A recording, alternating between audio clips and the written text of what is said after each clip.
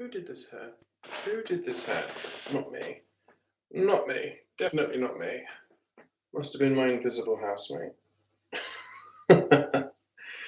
Right, waiting for some peeps to turn up. Oh, let's tie this up. I cut my finger earlier, so doing something like this is actually quite painful. Brock O'Hearn only wishes. Hello, hello, peeps. Hello, peeps. Hello.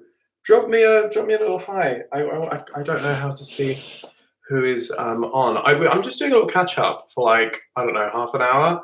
I just need some social interaction, and who better than my YouTube people? Excuse me, my YouTube people. So we're just going to talk. We're just going to talk. Chris, you finally made it. From one Chris to another, you finally found a live stream. Thicker than a bowl of oatmeal as usual. Thanks. I had oatmeal for breakfast. In fact, I think it's down there. That's gross. I'm going to move that. I ate it on the floor. Let's move this out of the way, shall we? That's really bad of me that I didn't put that away. But I ate my breakfast on this morning. Wait, what? I ate my breakfast on this morning. I ate my breakfast on the floor this morning. I needed to stretch, and I thought the best time would be whilst doing it while having breakfast, because I hurt my knee yesterday. So that was, yeah, that was fun. I went for a long run and I hurt my knee. Hi, so I've got Chris, another Chris. I've got Sergio. Hi. Liam, what happened to the underwear? I know. Shall we talk about that in a minute? I think we should talk about that in a minute. Yeah, we'll talk about that in a minute if you're still here. I'm well, thank you, the other Chris. I'm well. I suppose having a bit of an existential crisis, but there we go. What else is new for a Monday? Ben, hello. Devil's Advocate, hello. I like playing you during arguments. I love playing Devil's Advocate. Oh my God, it's like the most fun. Love the fireplace, thank you. Cute, right? There used to be a mini radiator, like a storage heater there. And I said, like, to my mum, I really fancied like a fake fire. I think it would just make the room cozier. And when the lights are off, because I've got the spotlights on, when they're all off, and I've got like all my lamps on and everything, and that is like such a nice atmosphere. What about RPGR All-Stars announcement? Oh yeah. Maybe I should do a video on that. Should I do a video on that? Was just off to bed, but I had to come say hi. Thanks so much for your Tai Chi video you did. It was so good, and I'm still feeling great from it. Oh, thanks, Ben. I really appreciate that. It's not been as popular as I was hoping, that video. Part of the reason I'm having an existential crisis. But I've had an idea. I might run it by you guys, because you guys are obviously, you know, you're on the ball. So maybe I should give you a little insight into what I'm thinking of doing. Shay came to Slay again. But her on Twitter, she's not been very positive about AS5. So, girl, you know. So, things to talk about.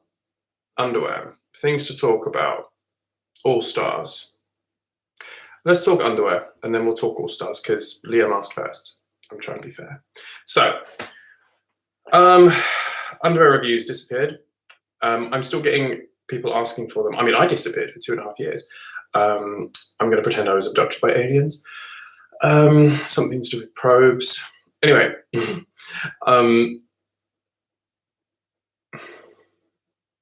okay, the few of you here, let's be real.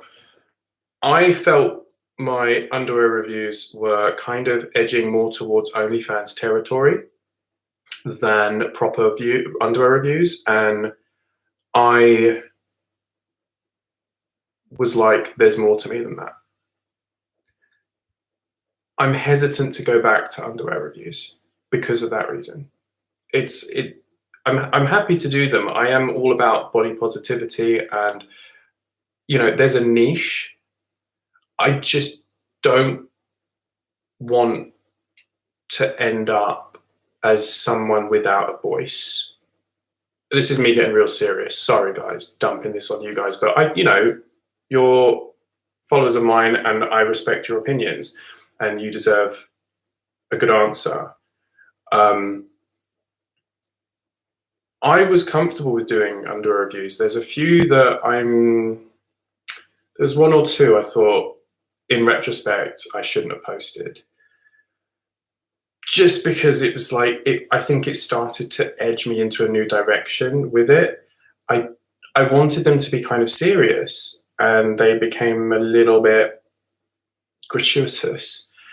And it got me views. It really did. You know, one of my videos had 500,000 views, but that was at the time when I pressed send, when I pressed the button to upload that video, I was like, let's do this. I got this. And then looking back, I don't think that was the best video that I could have posted. And it got me a lot of views, but kind of at what cost? Because then I started to get a lot of messages from people being like, you know, are you going to do an OnlyFans? Or where is your OnlyFans? Expecting me to have one. And I was like, do you not watch any of my other videos? There's more than just underwear. Like, I have a voice, and that's one of my biggest things, is that I feel like I've got something to say. I've got a degree in philosophy. I love talking about this kind of stuff and stuff in general. And I felt like I was just being completely ignored. Granted, I took a break from YouTube because of my career. I started a new career as being self-employed. I had to focus on that, and I covered that in my video when I came back. But there was a point before that, and I was like, okay, so what's my next step in YouTube? And one of the steps was like, could you do an OnlyFans? I had the subscribers. I had the people that probably would have paid for it. And I thought, that was never the point I wanted to get to at all. And then I took a break from YouTube, and it kind of was mulling over, and I was like, so I'm happy to do underwear reviews. If you'd have asked me this question 4 or 5 weeks ago, I'd have been like, they're not coming back. Hands down, they're not coming back. Now I have softened to the idea. I still have people asking. So obviously there's a demand there. It just depends who's asking. If it's just people who kind of like, you know, want to get a video but don't want to pay out for OnlyFans, I don't really want to be that middleman. I kind of want it to be like serious, you know, but at the same time, I don't want all my videos to just be that. So I'm thinking of doing a video about body positivity that involves, like, I have this idea for a video of like, do I wear Speedos at the swimming pool? And that could give me an opportunity to like test the water with a cheeky thumbnail, maybe see if that gets a lot of views, if there's demand for it. But I'm a bit torn about it. I won't lie to you. I'm a bit torn, but I have softened to the idea in the last month, since being in lockdown. I hope that makes some sense. I hope that doesn't come across as conceited. I don't mean it to, and I don't want it to sound like I'm ragging on people who do OnlyFans. I know people that do OnlyFans. I have no issue with it at all. Like, at all. If someone said to me, I have an OnlyFans account, I would say, good for you. You've got something that I don't. But it's not something that I think is for me. And that's no tea, no shade, no judgment at all. I don't judge. I just don't think it's what I want to do. So there we go. Let's see what people have said to that, and then we'll get to all stars. That's really fair. You should be doing what you're comfortable with. I was very comfortable with it for a long time. I think even to the point I finished it, I was comfortable. It was only when I realized that my next logical step was OnlyFans, I thought, whoa, have I let the pendulum swing a bit too far here? Thank you for your understanding, Liam. I appreciate that. Yep, I think they were a bit. It depends on how you want to market yourself to the world, you know, no shame in it, but always do you. Well, thank you. I do. Yeah, I'm sorry, I'm just reading your next thing. There's a YouTuber named Reno Gold. I'll have to look him up. Who does sex work, but also captures his audience's attention on him as a person as well. Balance. Yeah. I think there wasn't enough of my personality shining through. I say, like, my personality is like radiant and glorious. I think I've always struggled actually getting my personality onto film. I have noticed, like, obviously, having done YouTube that long ago, I was presenting me, I suppose, and then transitioning to being an instructor, a fitness instructor, and I'm teaching, 20, 30, 40 people at once. Because I'm seeing their faces and I'm interacting with them directly, I feel like they get a very different version. Like, if you filmed me in one of my classes, you'd be like, who is that? And so then coming back to YouTube, I've sort of been like doing things on camera, and I'm like, when I edit it, I'm like, that's not really. Where's the fun? I'm taking it way too seriously. Where's the fun? Where's my kind of off the cuff humor?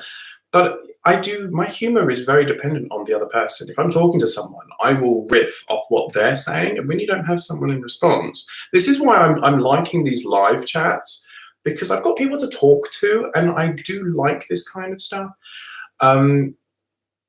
But yeah, I will look up Bruno Gold, because I do think there's more to me.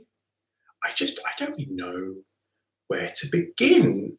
I'm not a master of anything. I'm a jack of all trades, and I don't really know what my audience wants of me. I have 12,500 subscribers, and I'm not sure what they really want from me, because what I was putting out there was so bizarre.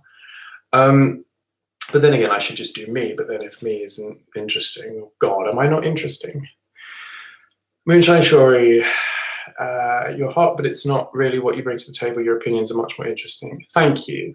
I like to talk about politics.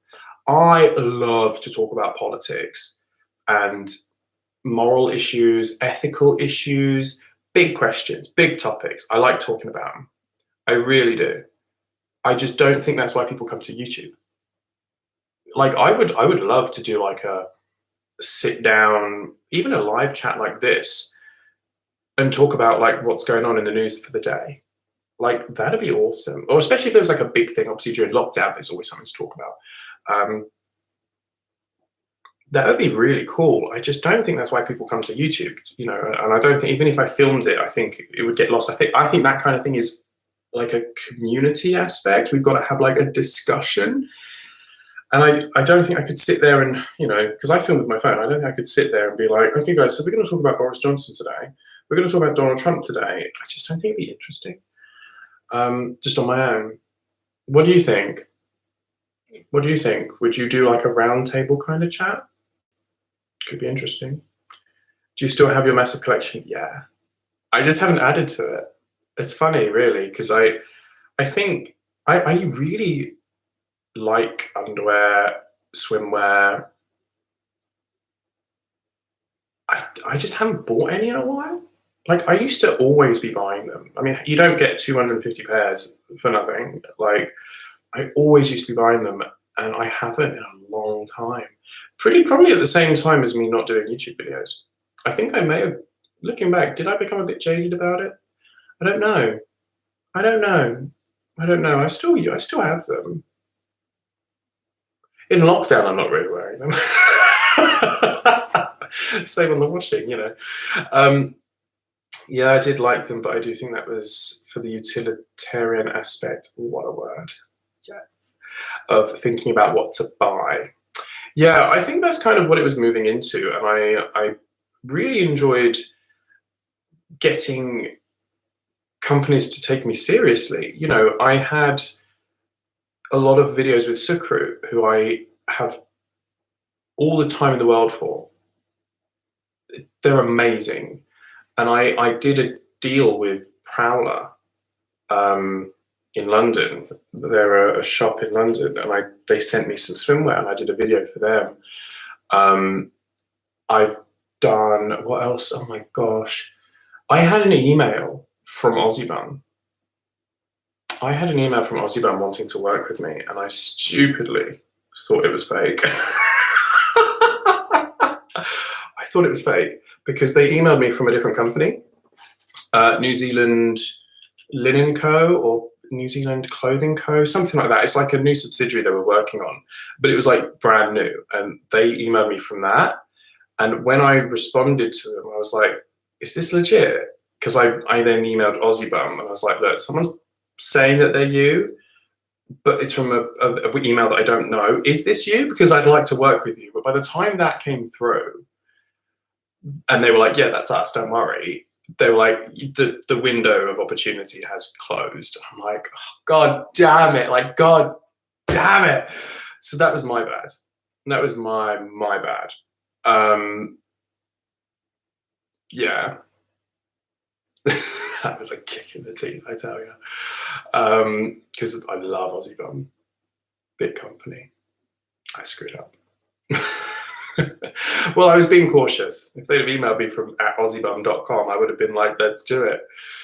I think the roundtable idea is good. With what you said earlier about riffing off of others, maybe you could do videos with friends or families on topics once Ryan is gone.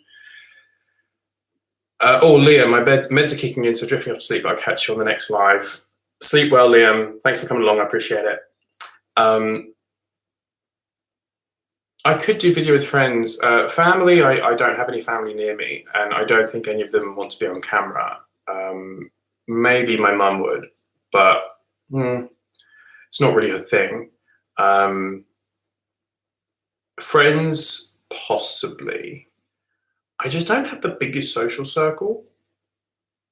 I think everyone thinks I'm more social than I really am. Like, this is week 8 of lockdown, and I can still say that I have not been bored once, and I live alone. I'm kind of used to not being around people. I love being social, don't get me wrong, I really do love being social. I just don't have a lot of very close friends where I live. I have a lot of friends and acquaintances and people that I'll say hi to in the street, but like people that I would like need to see or be in contact with like every day or every couple of days, or like I always go out with them every Friday night. I don't really have many. I used to go to a pub quiz every Monday night with some very close friends, and then that sort of stopped. So getting friends on, I don't know how easy that would be for me. Really don't know how easy that would be. That would be fun. I love hearing your opinions on drag, drama, and scandals. You have been doing it before there was a Jake Yonsei. You know what's funny? I was thinking about that earlier. I kind of feel like, okay, this is me being really conceited now and really pretentious. I kind of feel that what I was doing on the Kiki was kind of like a precursor to what Jake Yonsei is doing now. I'm not saying that I was doing what he's doing, and I'm not saying that without me he would be doing it. I'm just saying that there was a lot of people doing Drag Race reviews, and I think we kind of brought a digital element to YouTube of Drag Race, right? Obviously there was Reddit, there was Twitter, but like the YouTube review community was quite strong, and I don't even think I was one of the stronger ones. There was some really strong, like Hedda Lettuce, and I think she did one of Wilma Fingerdo, and there was a few others. And I know that mine was like popular. I was getting a few thousand hits per video. I did think today,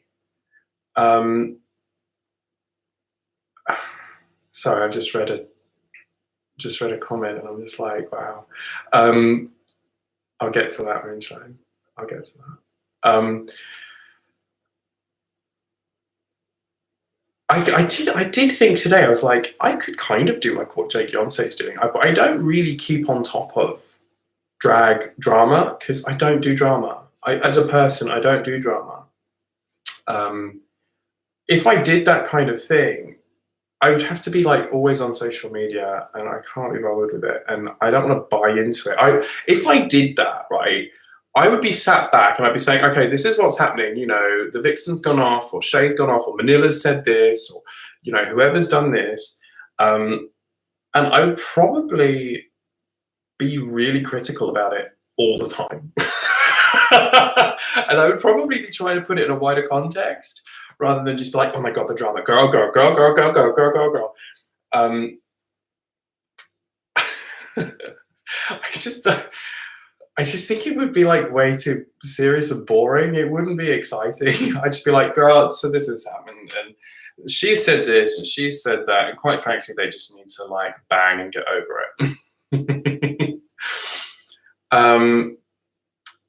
Ben, I know it might not be the most universally enjoyable thing, but I know I'd enjoy talking philosophy. Yeah, I don't think it's the most universal thing either. To be fair, even I don't talk about philosophy. When I did my philosophy degree, I did struggle with the more intangible elements of it. Like I did ethics as a module and I did applied ethics as another module at the same time. It was the same semester. And obviously ethics is much more intangible. It's concepts. Very hard to wrap your head around, especially when it was 9 a.m. on a Wednesday morning and you're a 20-year-old student, can't be dealing with it. But when I took those principles, which I struggled with, and I applied them in applied ethics, I got the best results of my entire university career. I was my best essay was 1% off first, and that was applied ethics. I argued about charity. It was this whole thing about charity. And I spent 2 weeks on it. I was very proud of it. Granted, I feel like I should have gotten a first for that, but there we go. I struggled to implement the ethics concepts into applied ethics. But, you know, when you talk about things like charity or war or abortion or euthanasia, I really enjoyed putting the philosophy into practice as opposed to keeping it very theoretical. And I still struggle with the theoretical parts now. Like, yeah, I can do it, but I would rather talk about applying it. I call myself a practical philosopher. Like, okay, that's very interesting, Descartes, but how am I going to use that to rule the country, you know, when I'm prime minister? Because obviously it's going to happen. Moonshine, okay, let's deal with this one because this is one. Probably don't even think it's one, but it's one. I subscribed to your channel back in the day after listening to you chat about RuPaul's Drag Race. You would get so excited and campy. I loved it. So whatever brings you joy, that's what I'm into. Thank you. I know I used to be way more excited about Drag Race. I did lose interest in it. I still watched it, but it was almost lucky that I wasn't on YouTube at the time because I really didn't enjoy a lot of the series. Like All Stars 3, oh God, don't. I mean, ugh. And season 9 for me was a bit rough. Season 10 was a bit rough.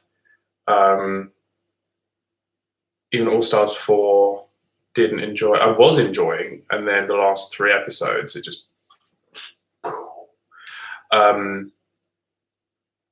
You know what? Can I be really honest with you guys? Can I be really honest? This is me, I don't know, laying it out there.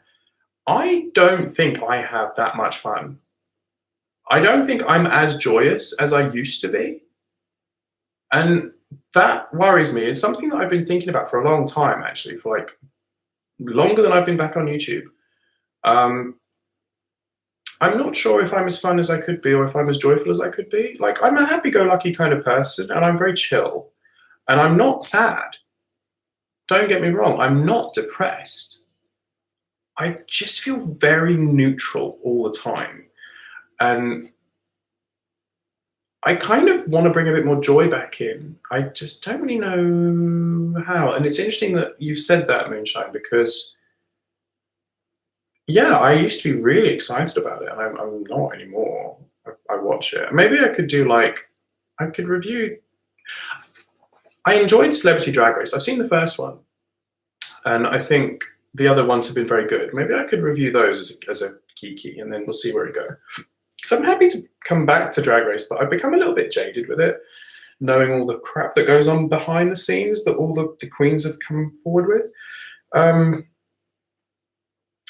Chris says that's the tea, though. It's the other Chris. I love when you discuss Drag Race because it seems like something you enjoy and seems stress-free talking about Drag Race. And then Devil's Advocate, I've always enjoyed you talking about Drag Race. I enjoyed talking about Drag Race. I loved our little community. I just feel very weird trying to fake that happiness or that excitement. Like All Stars 3 was so crap. Like, for me, it was so crap. As far as I'm concerned, All Stars is cursed. I am kind of dreading All Stars 5 because something's going to go wrong with it. Because all of them have had something wrong with it. All of them. Even All Stars 2. I know everyone's like, it's the best season ever. Unpopular opinion alert. Chris says, do you think there are these social cues in the gay community about drag race culture? Like the idea of people watching sports, not because they like it, but because it's a talking point, others watch it. Maybe not then, but nowadays? Possibly. Possibly. I mean, I watched the Super Bowl. I got into the Super Bowl because everyone else was watching it. I remember the first year it was broadcast on UK TV. It was about 8 years ago, I think. I was at uni and I watched it, and it was, the wee hours of the morning, and everyone was talking about it, and I had no idea what was going on. And I think I watched like 10 minutes of it, and I was like, this is so pointless. I don't get it. Left it. The following year, I think I left it. And then the year after, I started getting into the habit of watching it up until the halftime show, and I would watch the halftime show in bed. It was the only time of the year that my bedroom TV would go on, and I would watch up to the halftime show, see that, and then I'd go to sleep because I had no idea how the game was played. And then, so that was that until this year. And then this year I watched the whole thing and I got really into it. And I started to work out and understand how the game is played. And I was like, this is cool. This is cool. I couldn't watch it every week. Christ, no. But, it was interesting. And I enjoyed it. Do I think the same is sort of happening with Drag Race? Kind of. I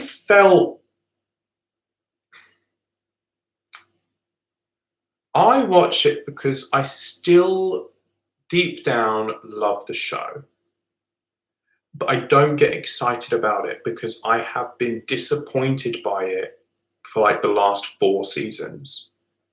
And so I can't bring myself to get excited about it and to have them pull the rug from under me again.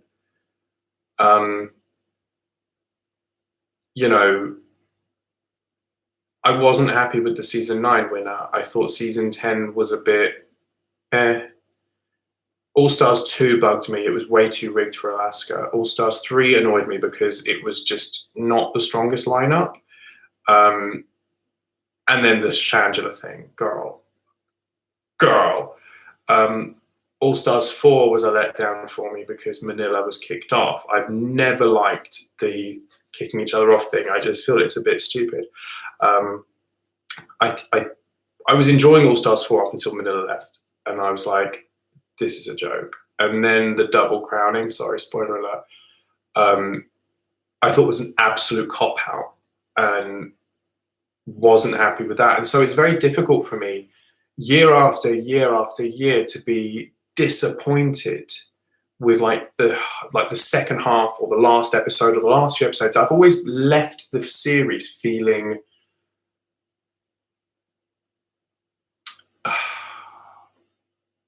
without closure, like incomplete. It wasn't right. And so, I mean, I'm sat here going, I would like to do the Kiki again. I would like to do it. But I can't bring that joy without it being there. I would just feel a bit fake. Making it super palpable is when it switched to VH1. See, in the UK, it doesn't make a difference to us because whether it's on whatever it was on, whatever station it was on, like, it doesn't mean anything to us because we just get it either through, some questionable link on Tumblr, or now it's on Netflix. So it's just there. Whereas in America, I know there was like Logo TV and there was VH1 and I think there was another one. Like it means nothing to me. I don't understand the difference. So I just noticed a change in the whole thing, and I didn't understand where it was coming from, and I didn't like it. And I watched it out of a sense of obligation, I think, and also a sense of not wanting to miss out on conversations, and also because deep down I still love it. I really do love it, and this season so far has been very good. Touch lots of wood, because Christ knows what they're going to do next. I dread to think what they're going to do next. Because who's left? Spoiler alert. Who's left? Sherry, Jada, Crystal, Gigi, Jackie. 5 left. That's right. You know, God knows what they're going to do next. Agree with Manila getting the boot. Travesty. Absolute travesty. Are there other things you'd like to review in terms of media, or other things that bring you joy?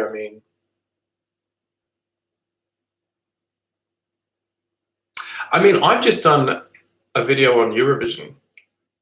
I love Eurovision, and I thought it would have had a quicker pickup than it has. It's really that. I mean, I posted it a few hours ago, and that's just no one's watching that, which I thought was a bit odd. I was expecting something. I was expecting people that weren't subscribed to me to be watching it, so that's a bit odd.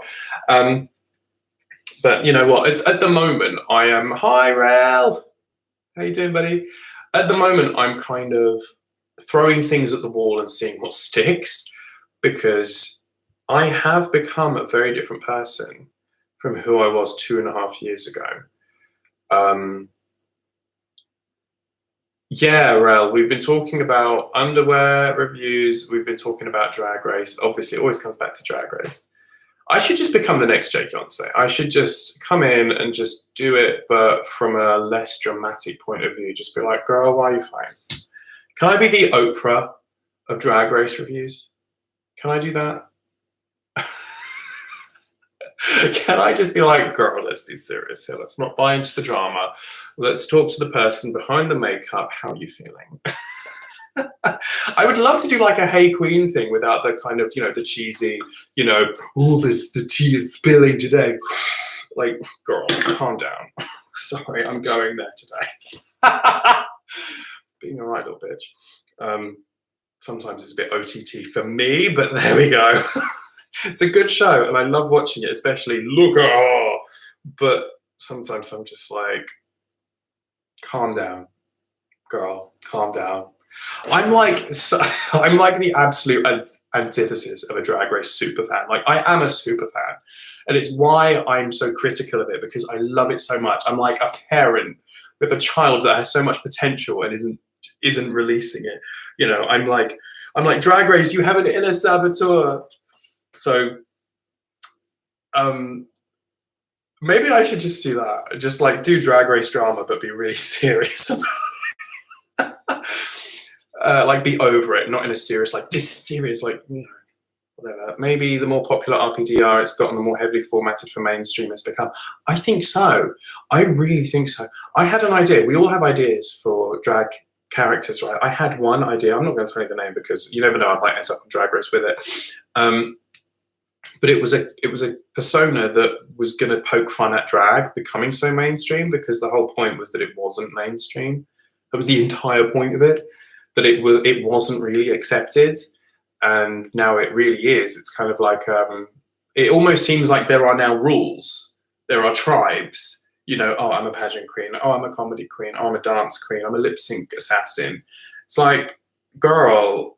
Oh, that, you shouldn't do that. You shouldn't wear that because the judges won't like it. Girl, drag has no rules. Be free. I don't know. I feel like I can't talk about it because I'm not a drag queen. I'm sort of encroaching. Season 9, though, the Roses, I think that they don't let the real winner win because they want the back for All Stars. Potentially. I mean, they had to give the win to Sasha after the Roses thing, but like, she had been flatlining the entire season, and she won because she had a gimmick. Girl, that is not the one. Less messy. Yes, I would be. Yeah, the Jake Yonsei that's less messy. Not in the sense of like he's messy. In the sense of like the drama around it all is messy, and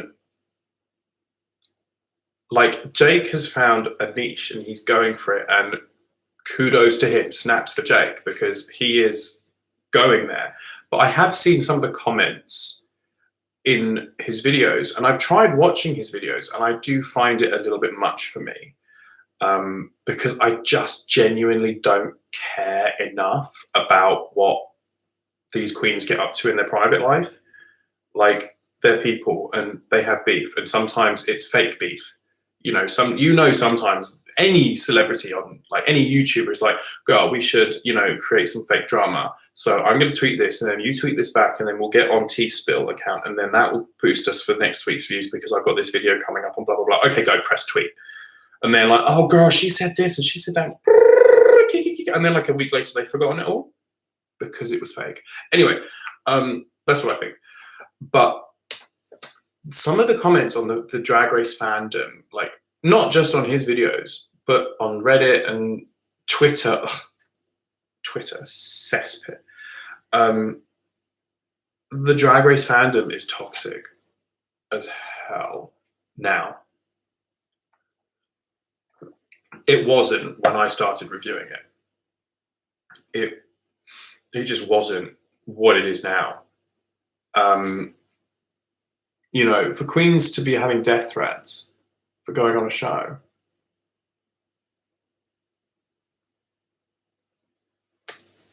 who the actual insert expletive do these people think they are? These absolute cretins behind a screen going, you deserve to die, you should kill yourself. No, I have no time for that at all. None. And so when I see some comments on some, like Jake Yonsei, I know he doesn't support it, but there are some comments that get through the gaps, and they're just horrible. They're horrible. And I don't know if I could be like buying into that. Maybe I could, I don't know. The thing is, though, when it comes to Drag Race drama, people would have to tweet me. They would have to be like, Chris, you need to see this. Because I wouldn't be looking for it. I just wouldn't be looking for it. And half the time, I'd probably look at it and go, oh, who cares? Let's do a video on it. I don't care. Every video would be like, so-and-so said this and so-and-so that. What do I think? I don't care. So, and then just end. And roll credits. Diego, hola. Hi. Also, 2 seasons a year is a bit much. Girl, it seems like an obligation, not a joy. Yes. Way too many. They're too rushed. I mean, like, which producer said, hey, I've got an idea. We're on week 7 or whatever of season 12. Let's start running Celebrity Drag Race at the same time. 4 episodes at the same time. Why would you do it at the same time? And then 1 month later, because we're about to wrap up season 12, we've got 2 episodes left. So there's one this week, the following week, then there's like a week break, and then we're into All Stars 5. I'm not being funny, I'm dragged out, right?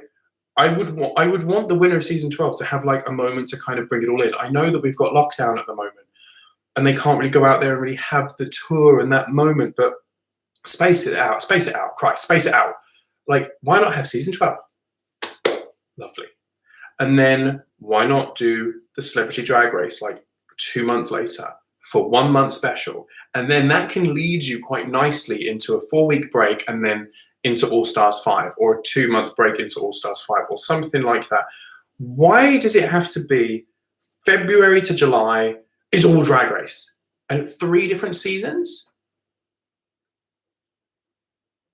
Like, give me a chance to breathe, because that's the reason that I stopped watching Desperate Housewives. Because on British TV, season 5? Was it season 5? I think it was season 5 was split in half. It was the season before it fast-forwarded 5 years and Gabby had kids. There was, I think it was Big Brother. So I love Desperate Housewives, everything about it, and I watched the first 4 series. And then season 5 came around. They did the first like 10 episodes, and then they had like a 3-month break with Big Brother. Obviously, that runs every night, and that was on Channel 4 in Desperate Housewives time slot. So they just pulled Desperate Housewives, and so then there was the Big Brother for like 3 or 4 months, and then they finished the last 10 or so episodes of that season. And then literally I was like, okay, we've completed it, like time to breathe and digest and take it all in. And they said, okay, next week, don't miss the premiere of season 6 or whatever it was.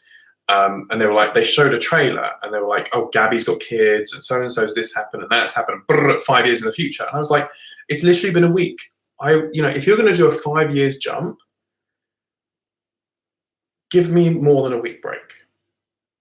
Because it's going to feel jarring. And I didn't watch that season and I've never seen it since because I needed a gap. And I'm like, Drag Race, calm down. People are complaining that there's 3.5 hours of Drag Race every Friday night at the moment. Split it up. Let's go back. Let's have a look. Moonshine. The racism and death threats is far too much. Far too much. I'm over it officially. Yeah, ridiculous. Absolutely ridiculous. Completely ridiculous. It boggles my mind and it baffles me that people are so emotional and so egotistical that they think that, oh, well, we saw you say this and the producers edited it in such a way that we think this of you and therefore you should die. And these people are functioning members of society? God, no. It's a terrifying fandom. And quite frankly, I can't blame people if they don't apply for Drag Race because they don't want to face that. Girl, you're throwing yourself at the lines. I've been good, Diego. Thank you. How are you? Chris, the threats and negativity is quite scary to see. It's funny because a lot of the queens will say, girl, it's just drag, don't take it that seriously, but people still do. Yeah, because there is this trend. Slight segue, and I'm going to keep this as brief as possible. There is a trend these days for, I suppose it's like a branching of identity politics, where people seem to think that they are personally victimized if the thing or the person or the movement that they put their weight behind doesn't win. Does that make sense?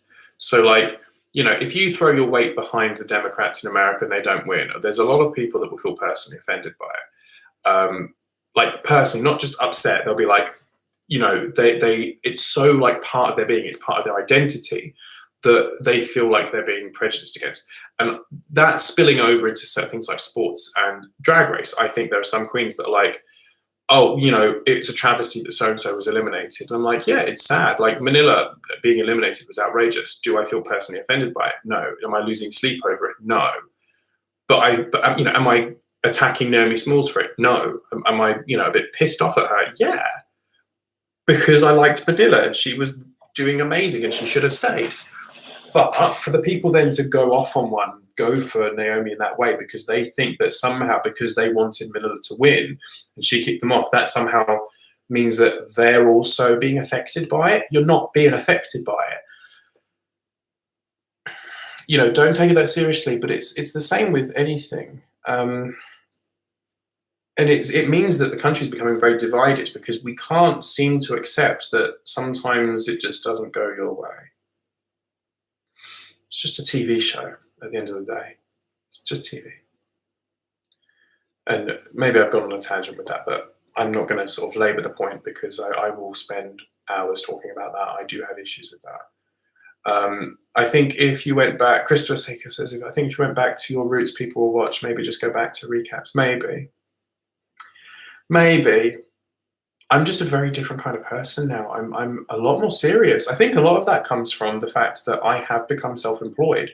Since you last saw me, I have had to create a much more assertive attitude. I've always been sort of assertive in a sense, but this has been a very different way. I've had to become a lot more serious to fight my corner, be like, I'm worth this money, you pay me this money, and I want this class, and blah, blah, blah. And I've had to do my taxes, and a different kind of head has had to be put on. And I'm not as carefree as I used to be.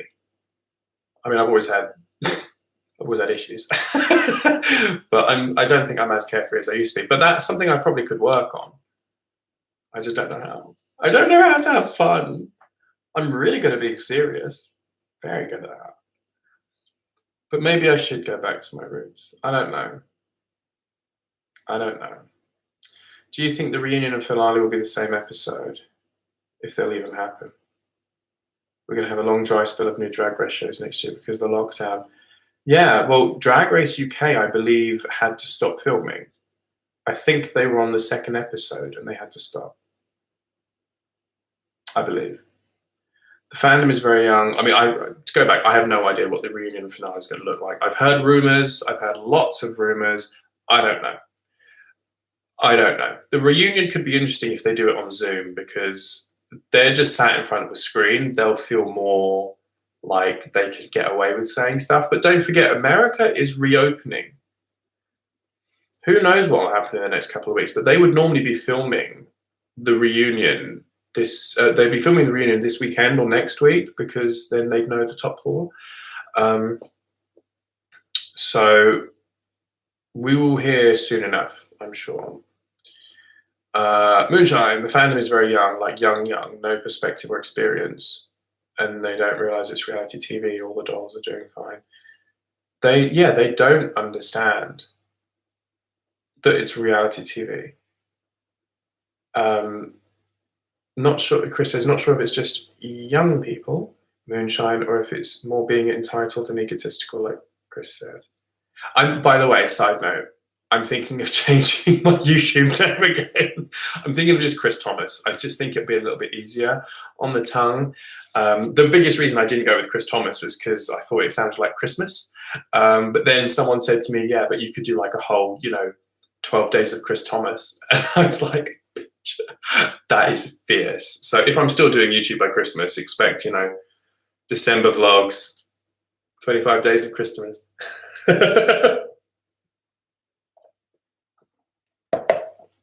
Because only my family called me Christopher. But I just thought it was very unique. Yeah, 12 days of Christmas.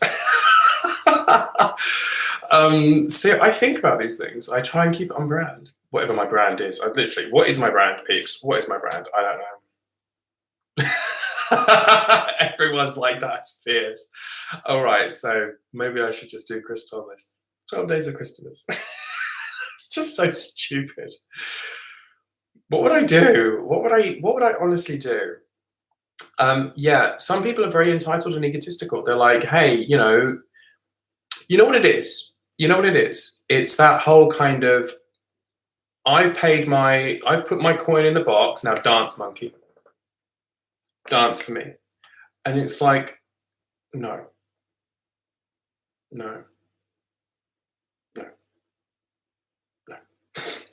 Like, you pay your £6 a month, $5 a month, whatever, Netflix fee. Half of them are leeches. I'm a leech.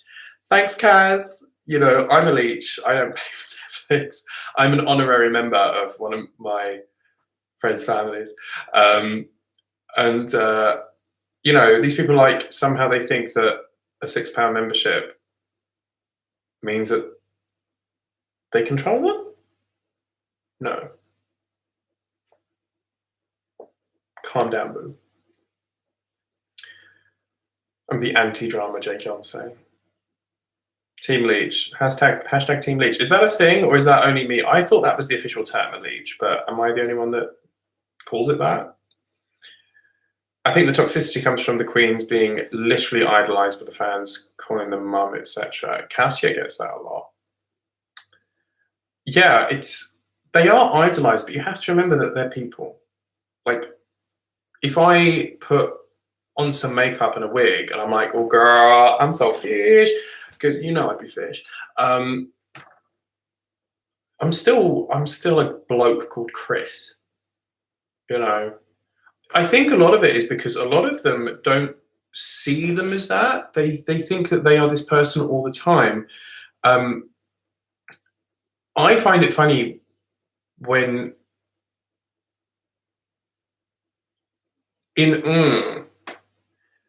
Trixie and Katya, they've got the same name. They're both called Brian, and their initials are the same. Is it BC or BH? They're both called Brian. And it's funny when they reference that because I think a lot of people for me, that kind of then sort of is like, you know what, it reminds me, these are people. Am I making this up, or did you do an advent calendar underwear series? I did. That was the point. That was one of the points where I was like, girl, that, you know, I was like, this will be easy views. I did that one just for the views. That sounds horrible, and that sounds really bad. Yeah, that was gratuitous.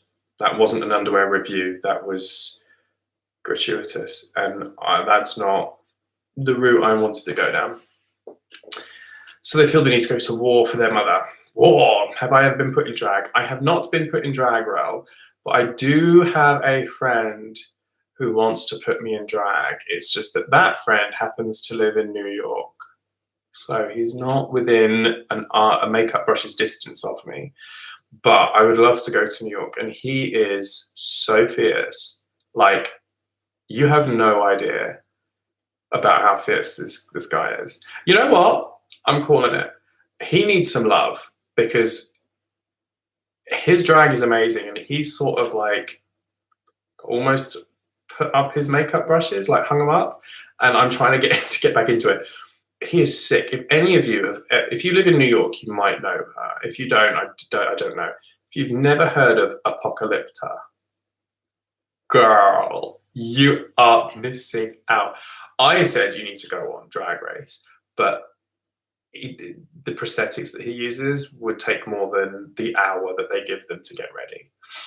But Apocalypse is amazing. Such a good concept, but he's a really nice guy underneath, like behind it. I know him for him, and then I was like, oh, you do drag. I didn't even realize. He's like, duh, you not seen my Instagram page? I'm like, no. I've been enjoying talking to you. Tea, people are people. Everyone farts, you know. I don't drink tea. I sip it. Anyway, you made a good point about getting older. Honestly, the people who have been watching the show since day one appreciate a more mature perspective. I mean, I've been watching it from the middle of season 4 is when I got into it. And then I went back and watched the old series. I just think I'm very aware that I'm watching a TV show. You know?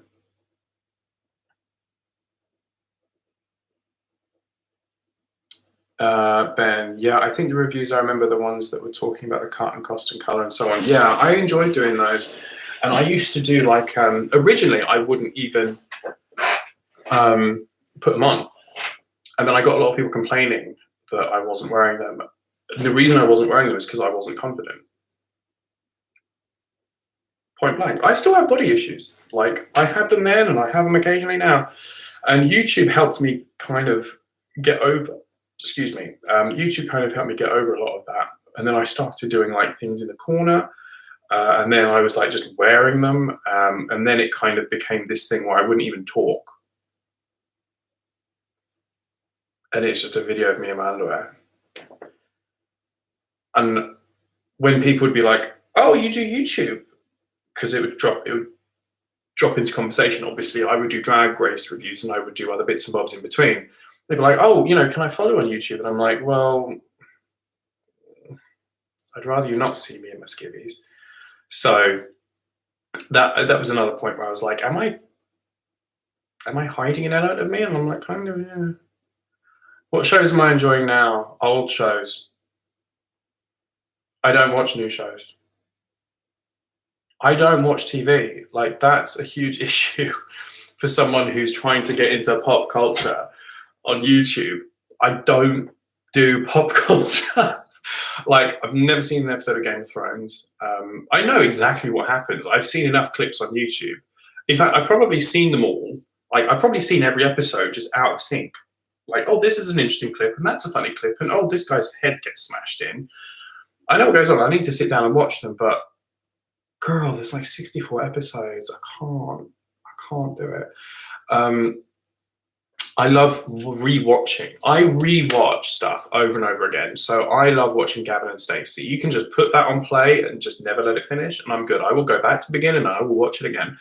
I love Vicar of Dibley. I love Absolutely Fabulous. I love Big Mouth. I love Archer. What else is on my list of Netflix things that I watch? Drag Race, obviously. I love watching Poirot's and murder mysteries, like old school murder mysteries, not like current new ones, which are like all action packed and, you know, NCIS. It's too technical. I want clever. I want someone to go, well, if so and so did this and they said that they were there, but so and so saw them over here, that means, you know. But yeah. Thank you, Ben. Remember the early ones, very good content. Thank you. I just don't know if there's room for me in that. Maybe not room for me. I just don't know if I can take a step into that again. I don't know. I'm not sure. I feel like I look really rough. I'm sort of looking at myself, I'm like, I look like a hobo, but then again, I've been living a bit lazy. Gia Gunn, there's room for everyone. Gia Gunn is so, oh my God, so underappreciated. She is comedy gold. Hi, Ethan. How's it going? Rel, speaking of body image, do you have any opinion on the controversy about Adele's weight loss? I don't understand why there's controversy. Again, I try and avoid it. I don't go looking for it. I think some people have said like she shouldn't have lost the weight loss or shouldn't have done the weight loss. And others are saying she looks amazing, but she doesn't look like Adele, but she looks amazing. I thought she had a really cool look anyway. It was this really kind of very soft look, and this is still stunning. Like both looks are gorgeous. If the controversy is that people congratulate her, but they shouldn't be doing that. If her goal was to lose weight, if she wasn't comfortable being bigger and this made her comfortable and that was her goal, congratulate that bitch. You congratulate her because that was a goal and she wants to achieve it. And if she did it healthily and she's at a healthy weight and she's happy, you congratulate her. If she did it because she felt pressured by society, if she did it because some loser manager said you'll never sell another record unless you're a size 4, then no. But has anyone asked her why she did the weight loss? Maybe maybe they said, look, you know, you have a history of in the family of diabetes and you being slightly overweight means you're at a 10 times greater risk. She might have gone, girl, I'm going to scale that back. I'm going to get healthy. Maybe. Did anyone ask her why she did it? I haven't seen any answer to that. I haven't looked for it, but there have been many articles shared on my Facebook. None of them seem to have implied that anyone asked her. They just saw an Instagram post. They're like coming to a conclusion. And this is something that bothers me. People just come to conclusions instantly without, like, ask Adele. Ask her. And if she, and as Rella said, she's pretty quiet and secretive. She is. And so no one knows. If no one knows why she did it, why are you commenting on it? Again, this is back to that thing of like, well, I bought her album, so I own her. I need to have an opinion on this. Girl, you don't at all. Like, can people not accept things without loads of ephemera around them? There's a multitude of reasons she could have lost the weight that are good, and there are some reasons that could be bad. But either way, she's lost it. If you haven't got any other information, why are you judging? Why are you judging? Like, all these people are like, oh, I don't judge. Girl, They mostly do. I say I don't judge, and I don't judge. Like, seriously, I just genuinely don't care. Like, Adele, okay. I bought her album. I love the album.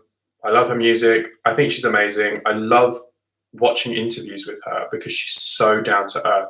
Her laugh is so infectious. I love her. But that still doesn't give me the right to go to that extreme because of an Instagram picture. It doesn't give me that right. We need to know our place. If someone asks us, the media won't make any money. Well, creating narratives is everything on TV. And the thing is, it is. It's called editing and it's called pushing an agenda. And that's fine if you understand it. Like all the people that are going, oh, Fox News, blah, blah, blah, is, really bad because it pushes a Republican agenda. There are other broadcasters that push a Democratic agenda. There are very few media outlets that are neutral. I think that's why the BBC is so well respected, because they do tend to be very neutral. I think the Washington Post is fairly neutral as well. And people are like surprised that some news outlets skew the news in favor of something else. And I'm like, wake up and smell the coffee and get a grip. If every media outlet reported the news in the same way, there would be no newspapers other than one, because they're all reporting the same thing. The reason that people buy different newspapers is because they put a different spin on it. You can always look at subject matter from a different angle. And so some are very good at doing it from one angle, some are very good at doing it another, depending on who's going to buy the paper and then who's going to read the news. And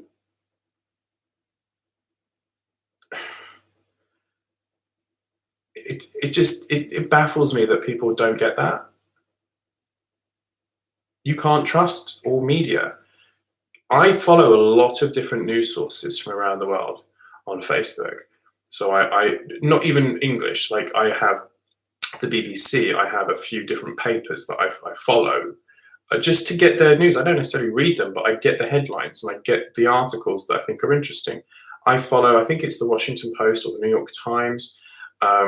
I see bits from CNN and Fox. I follow Le Monde on Facebook. I've got Expressen, which is Swedish. I follow them. I get my news from a lot of different sources, and they're all reporting on the same thing in different ways, which I've always found very fascinating. And I'm like, people, like, girl, come on. I was only supposed to do this for half an hour. It's been an hour, and I'm having great fun. She's been working on her weight for 2 years, not like she did it in 3 months. The little pics that came out in 19, you saw a slow progression. See, I don't even follow her on Instagram. I don't really follow celebs on Instagram because I just genuinely don't care. I'm like, Holly Willoughby, a lovely gal, and if This Morning happens to be on TV, I'll watch it. If you don't know Holly Willoughby, she presents a morning time TV show. I'm trying to think of an equivalent. In America, Regis and Kelly, that kind of thing. She's lovely, but I don't follow her. I don't care enough. Sounds really horrible. I just live your life, girl. I would love to be a presenter. I'd love to do that kind of TV work. I really would. But as a consumer of it, I just don't really care what they get up to in their private life, because that's their private life. I'm a private person,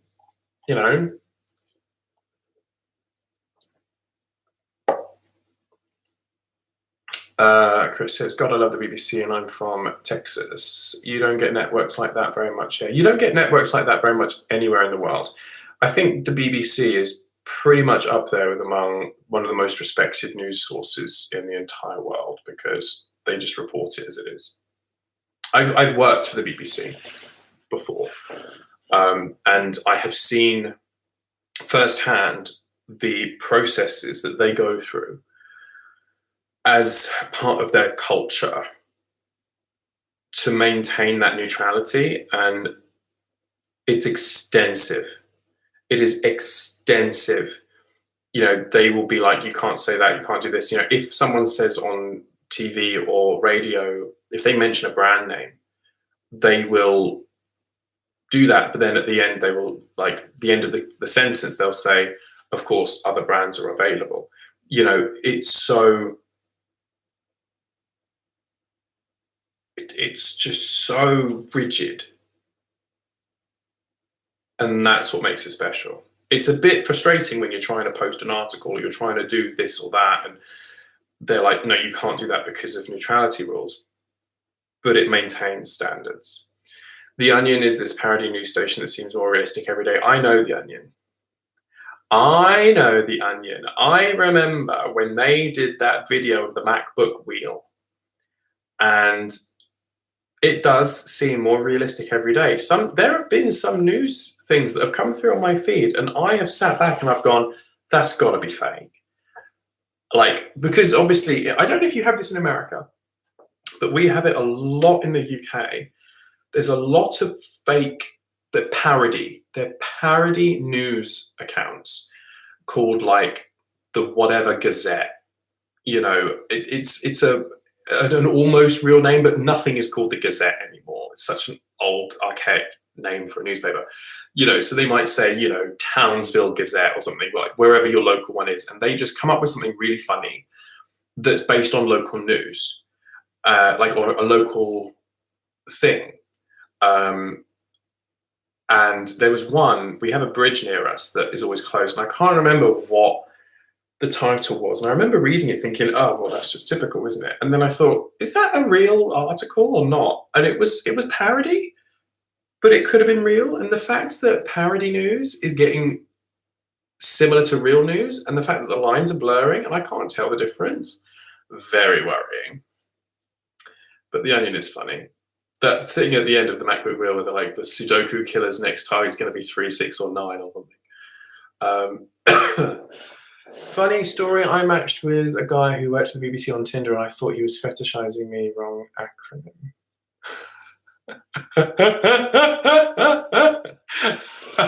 Oh my god, I sounded like Jimmy Carr. Wow. That's funny. I agree, but there could be times when they sort of manipulate statistics. I remember after the 2016 election, there were protests going in London. They were a bit weird with the figures. Yeah, but they do tend to be very careful with what they are putting out there. So I used to work in journalism back in the day. I've been a reporter. I've written articles. I've worked at newspapers and TV and blah, blah, blah. I used to do that. The first person I ever interviewed was Bob Geldof. There we go. You know, this wasn't some 2-bit, I don't know, whatever. What I usually found was that when I used to work in the newsroom and we'd have the screens up of all the live broadcasts, what I found was that Sky News reported the news first. The news broke first on Sky News. And then about 15 minutes later, I get ahead of myself. The news would break on Sky News. They would get it and they would throw it up there. But what they would do is they would constantly change it. Like they would say, so-and-so's quit. And then it'd be actually, no, they've resigned. Or they've been forced out. They've been sacked. And that they would alter the headline every few minutes once they got more information. But they were the first to break it. The BBC would break it 15 minutes later or so, but it would be right first time. So when they put things out like the statistics and stuff, there's so many ways that you can analyze something. You know, like take this. You could say that it's, you know, this much full, or you could say that this much has been depleted, or that, you know, there's room for this much, or, you know, there's so many different ways of looking at it that I think the BBC even struggle to put out a very accurate representation. So things like, you know, how many people turned up to a protest, you can't count that. There's so many pictures that are coming out that look like it's more full than it is, but because they're moving and you don't have a ticket system, you can't tell. So they kind of have to be a little bit conservative about the numbers. I don't envy them when it comes to that kind of scenario. As they said, over 100 when there were definitely significantly more than 100 people there or something like that. It's all very hazy. Yeah, because sometimes it's obviously over 100, but if it's very difficult to pinpoint, they keep it vague. It's just what they do. You know, protests, you just don't know. You just don't know. There are crisis actors in the US, like people hired to go cry at different tragedies for a news thumbnail. Well, I've heard conspiracies about that. I've seen pictures where it looks like the same person is crying at multiple different sites, but I don't know. Moonshine. Funny story. Susan Sarandon's son's band was playing a venue I worked at. She was there and we handed out the Onion. I watched him hand her the paper and point to the headline. They both had a laugh. The Onion's funny. We have something in the UK called Private Eye. It's a parody newspaper magazine. So it's a small, like A4 size magazine, and everything in it is parodying what goes on in politics for that week. And it's usually pretty brutal, but it's very, very funny. The headline: local man, local man touches himself to Susan Sarandon for old time's sake. Brilliant. Local man, isn't that brilliant?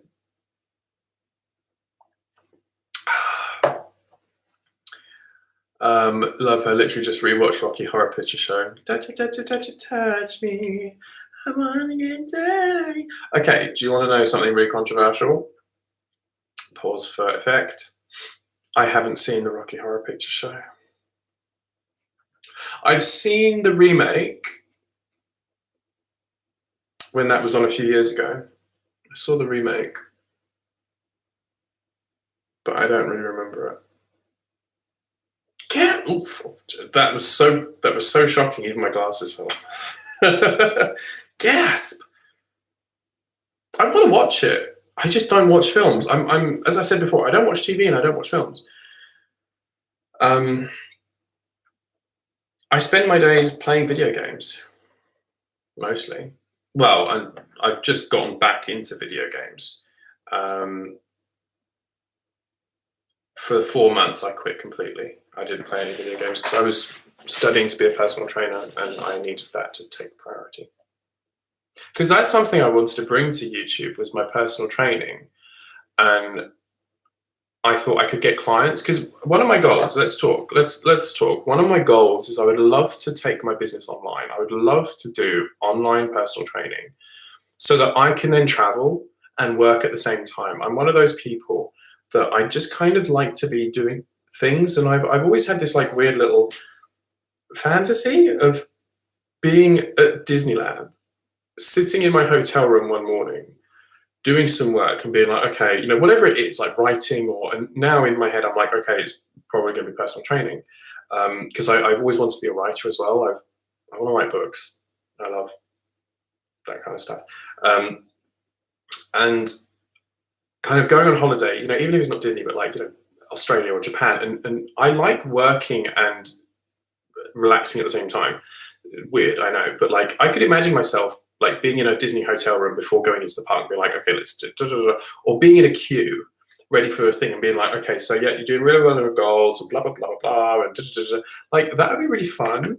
And I'd love to do that. And I thought I could bring an element of that to my YouTube, which is why I thought I'd put fitness into my new YouTube channel, because I have 12,500 people that might be interested in personal training, but I don't know. Ben and Chris at the same time, what video games are you into? There's only one that I play now. There's just one. I used to be really into video games, like heavily into them. I'm a Nintendo boy. I won't lie. I'm a Nintendo boy. The only one that I play now is Dota 2. It's a PC game. If you know League of Legends, it's that, but as far as I'm concerned, better. Dota was first. It was a Warcraft 3 map, custom map that I used to play back in the day. Before Dota 2 was Dota 2, I used to play Defense of the Ancients. And then League took the idea of that and turned it into a standalone game, which became very popular. And then Dota ported to Valve, and that's when that sort of got bigger again. And then there was like Heroes of New Earth, and there was the one that Blizzard did, Legends of the Storm or something.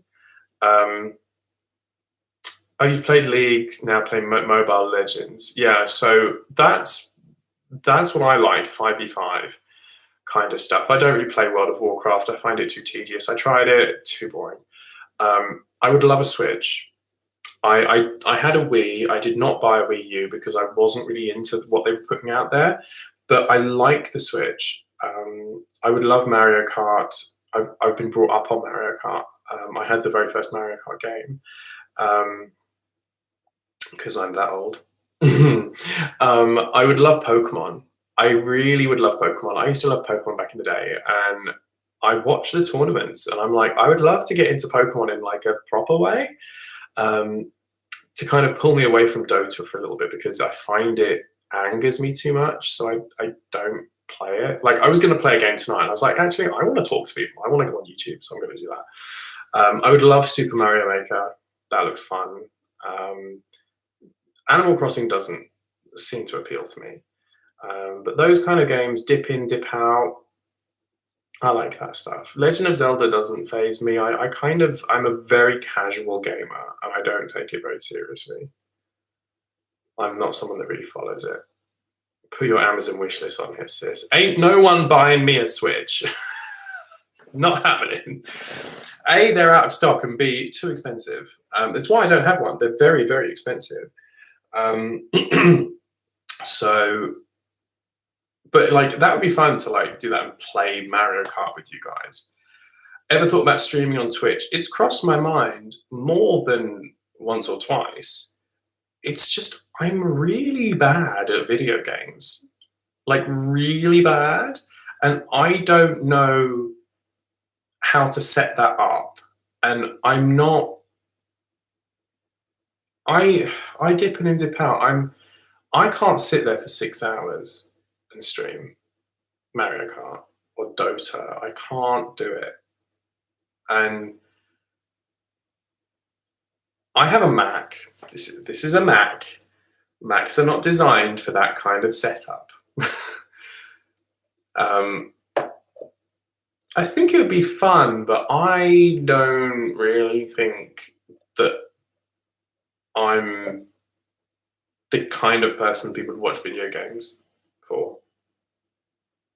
I think.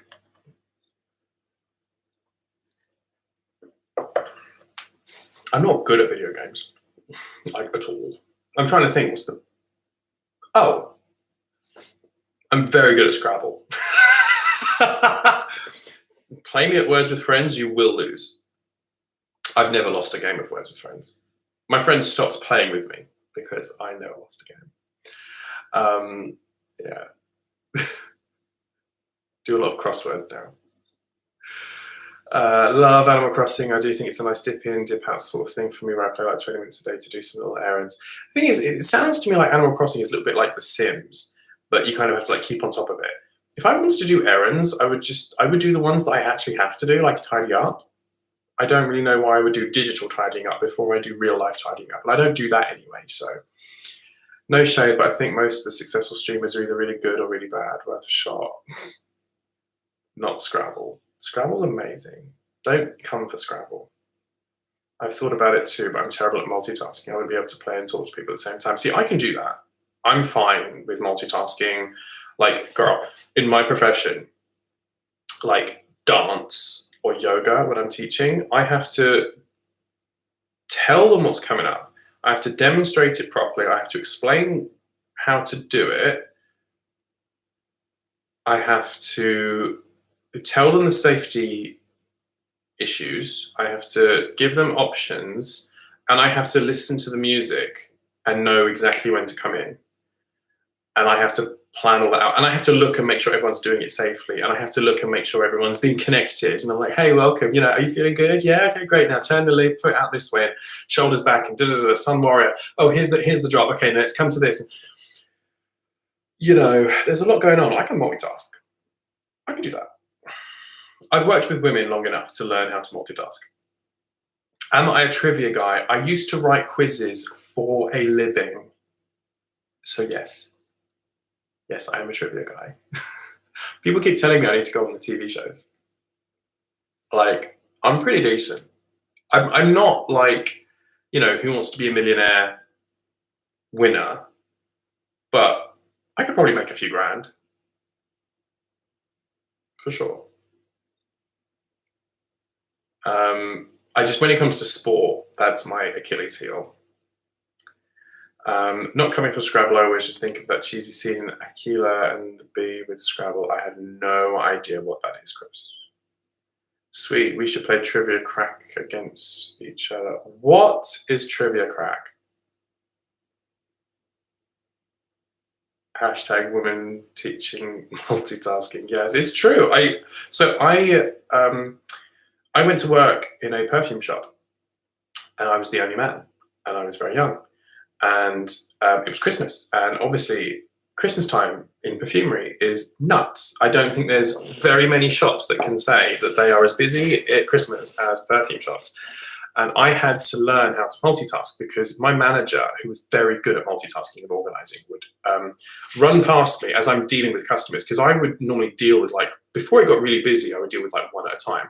As it gets to Christmas, you say to them, okay, what do you want? And they're like, I want something that's fresh and smells nice for my nan, okay, within a certain budget. And I go, okay, I'm going to spray you 4 things, then I'm going to come back. So I grab them to say, right, here's them written down. I'm going to come back in 5 minutes. I'm going to help these people, and then I'm going to help these people. And I would be juggling 5 people at once.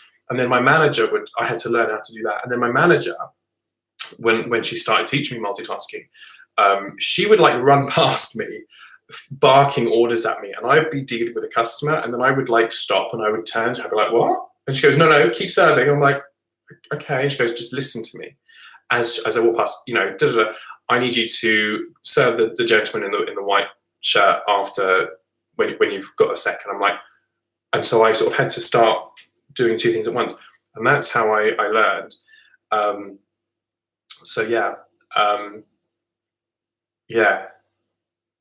That was cool. So that's sort of stuck with me. She was amazing. Charlotte, just absolutely amazing. Trivia Crack is the Trivia Crack mobile. Everyone knows about Trivia Crack. What is this? Why does everyone know about this? It's an app you can play on your phone. It's here in the US. Is that that live trivia game, HQ, that they got rid of? Hi, Toby. Welcome to the channel. You found it 15 minutes ago. That's brilliant. How did you find it? What brought you here? To this random corner of the internet that we hide in. Because I used to play HQ Trivia, but the issue was that there was always questions more towards American things. Some of the questions would be which, in theory, it's an easy question. They're like, which Brady sister, blah, blah, blah. And I'm like, I don't know. Oh, the protein video. Awesome. I need to do a new thumbnail for that. Did you find it interesting? What made you find it? Was it suggested, or were you looking for protein, or what's the ish? What's the tea? But yeah, I liked HQ Trivia. It's a turn-based game, but it kind of covers all topics like Jeopardy. Is it only on the mobile, or can you do it on? Shall we have a look? New window. Let's have a look here. Let's have a wee look. Is there a web page? Because that would be fun as well.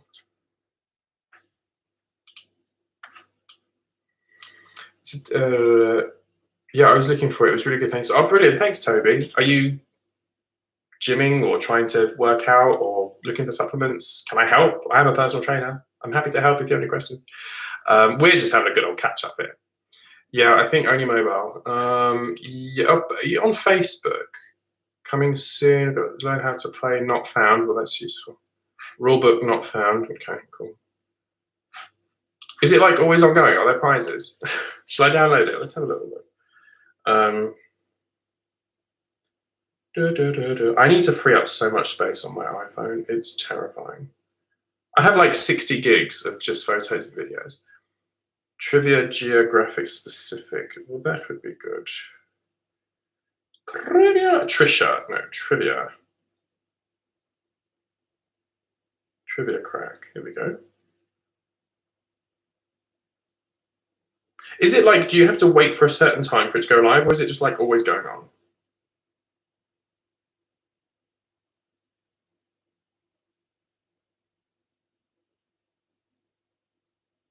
reading. No prizes. Well, that's no fun, is it?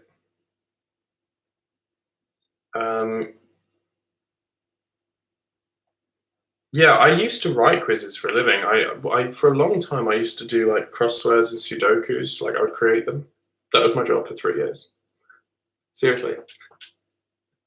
All those puzzle pages you get in newspapers, I would put them together. The whole thing, I put that together for various places. You can go against people on or friends. Oh. I might have to sit in bed with this. It's the only thing I'm sitting in bed with lately.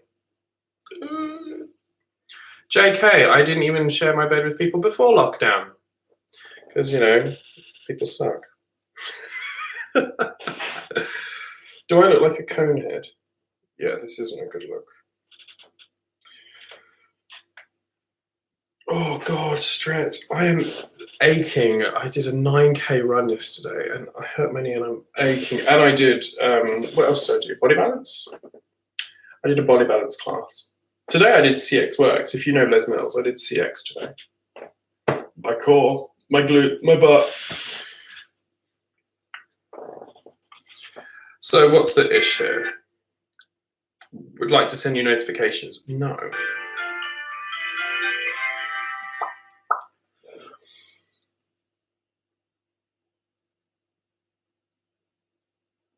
Sign in with Apple. Let's sign in with Apple. Blah, blah, blah, blah, blah, blah, blah. Done. I like this sign in with Apple thing. I feel a lot more secure with it. There's still not many apps that are utilizing it, but when I see it, I'm like, let's do it. Tap here to start a game. Well, I'm not doing that right now, I'm afraid, Mr. Trivia Crack, because I have some very interesting people that I need to talk to, but I'll come back to you in bed. I should be going to bed, really. I'm supposed to be up early. I'm teaching an online yoga class tomorrow morning, and I can't remember the choreography. So I choreograph everything.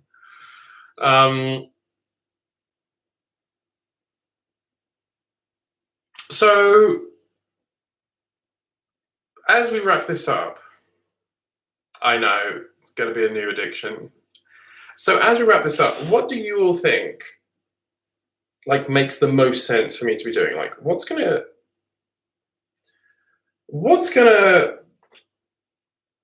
I don't know, put me out there? Because I think there's a lot of different roads that I could go down. I'm thinking, okay, let me talk. This is what I'm thinking. I'm thinking of separating my channel into two. I was thinking about this last night as I walked back from my run, because I couldn't finish. I hurt my knee, I had to walk back. I'm thinking of removing the fitness and having it an entirely separate channel, like Chris Thomas Fitness or something. And then having the main channel for just like random stuff, like drag race reviews and Eurovision stuff and style and just random, you know, live chats, that kind of thing. I'm thinking of that. But like, what do you think? What do you think I should do? Am I missing something here? Because I'm pretty good at like when someone says to me, oh, I want to do a YouTube channel, what should I do? And I'm like, God, this is what you do, this is what you do, this is what you do. This is how you market yourself, and this is what you should call yourself. I can't do that to me, and it's very frustrating. Health and fitness on that channel, then lifestyle and entertainment on this one, possibly. It's just I don't watch that much TV, so it'd just be like drag race and then what? I don't know. Am I making this more complicated for myself? Absolutely. Am I questioning myself? Absolutely. Should I just get over it? Absolutely. Am I getting over it? No. Oh dear. I look at some of the channels and I'm like, I can't create that kind of content.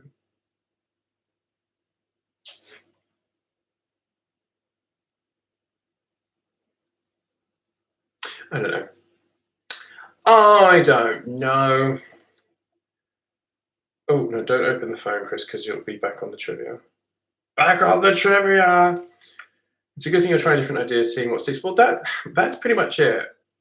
At the moment, what I'm throwing out there isn't sticking. It's not sticking. But what I am throwing out there is everything I didn't do. Toby, this is probably like, you're probably thinking, wow, this got real serious real quick. I came here to look at supplements, like, girl. Yeah, because I used to have a YouTube channel back in the day. Well, this is the channel, but I used to do very different videos to now. And the thing is that what I'm throwing at the walls to see what sticks is everything except what I was doing. That is a bit stupid, really, isn't it? Yeah. Do you want to see? I cut my thumb open today. Do you want to know how? With my other nail. Yeah.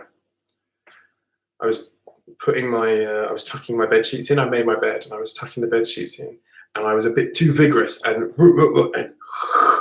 I was like, oh, that's a pain. And it's been awful all day. Maybe expand on the recap, like the drag race. Maybe. I find editing to be very tedious.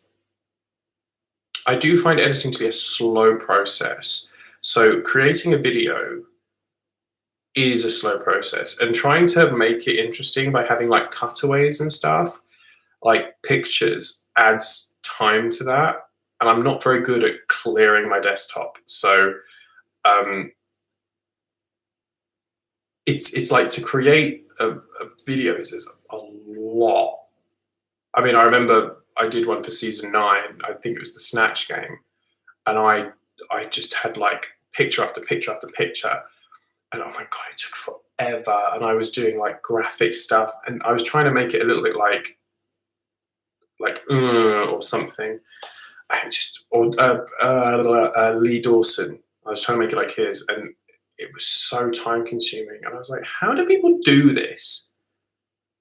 What if I did a top 10 moments of Drag Race for me? Yeah, but I wouldn't mind. But then I don't know where I'd get the clips from. Like, those kind of things, I could have like a picture and that'd be easy enough to get. But the clips, I don't know how people get the clips and put them in. I don't know where they find them. And I feel like if I'm going to do like a top 10, which I love that idea, by the way, I really love that idea, and I might steal that. But it seems a bit weird to be like, okay, my top 10, like number 10, so. No clip. Number 9, so. Like, I don't know, I just feel like I need the clip. You could talk about some of your favorite older shows you'd love to watch, maybe even analyze them if it's not too much. Maybe, but I just don't think there's enough demand for me to talk about Gavin and Stacey. There's 3 series of it and 2 Christmas specials. There's only so much you can talk about. It's a scripted show. I love Gavin and Stacey. I love it. That's brilliant. I could literally, I can watch that on a loop. Oh my god, I didn't say I love watching Dinner Ladies. Dinner Ladies is amazing. I love Dinner Ladies. Yeah, but Golden Girls has like such a bigger following. Matt Bloom, and who's the other one? Reno Gold. I'm gonna just type these in. Reno Gold, Matt Bloom, just so I don't forget them.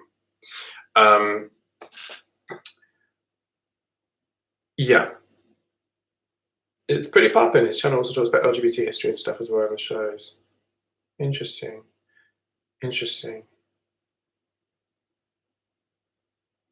Oh, Matt. Boom. Trying to throw me off, girl. So, I'm someone that likes to sort of, dabble in lots of different things. Would it be an issue if I'm doing like style or like, outfit of the day or hair care videos, but also reviewing Drag Race and also maybe, I don't know, talking about Dinner Ladies or something, old school things that you've probably not even seen, all in the same channel? Would that make no sense? Because most people have like a theme. They're like, hey, I'm a Harry Potter book collector, which I'm obsessed with right now. I'm obsessed. There's 2 channels I'm obsessed with. One of them is, I don't even follow Harry Potter news. He just appeared in my algorithms.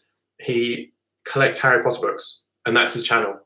Harry Potter books, and he's got hundreds of thousands of followers. And someone else, who was the other one? Oh, online crossword and Sudoku solving. Like, why is that appearing in my feed, and why am I loving it? And I'm like, I sort of feel like I need a direction. Chris says, heck no. Christopher Saker says, I think it would. Do you think it wouldn't work, or you think it would work? You could do a cycle of themes, like 1 week, one topic, another week, another, then go back. Because I like having like this kind of ephemera, like, you know, what's going to come next. But I think some people like it to be like a niche. I think it's good to find a niche, but a lot of my friends' favorite channels I watch because I like the people doing them. But then that means I have to be really happy and bouncy and charming. And some days I have an off day. I call them weekdays.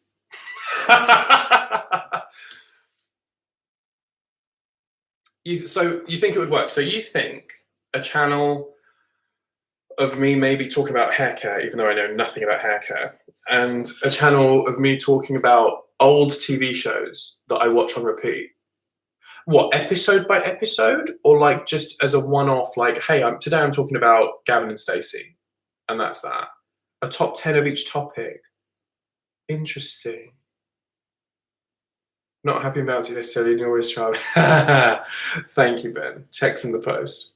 Top 10 of each topic. So what, like my top 10 favorite Gavin and Stacey vids, and then that's the end of that. I need to see what Matt Bourne does. If he has an entire channel based on the Golden Girls, like, that's impressive. It's just I don't watch enough TV shows. There's like 6, then it would dry up real quick. Hi, Handel, how you doing? Do it all. I just love to know on a Wednesday or Saturday I get a video of you. That's the biggest issue I always faced. I was never able to pin down a day that I would always upload. That was always an issue for me. I always wanted to be able to say every Monday you get a video, and I can't do it.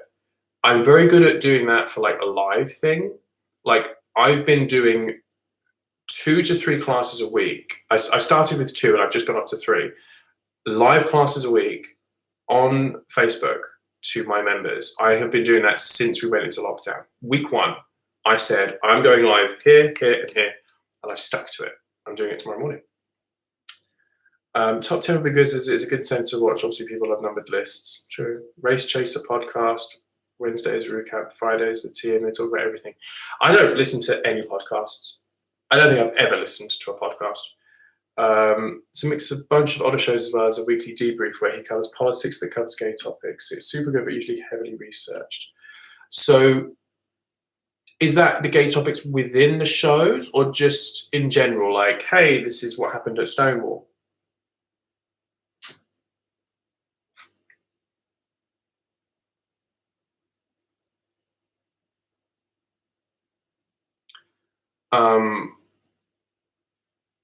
How am I not following you on Facebook yet? Because that is the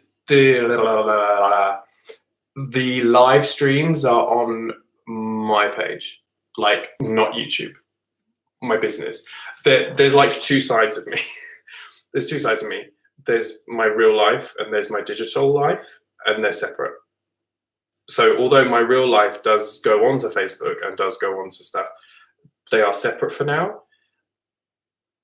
I'm thinking of merging them. If they both do well, I could merge them under a different name.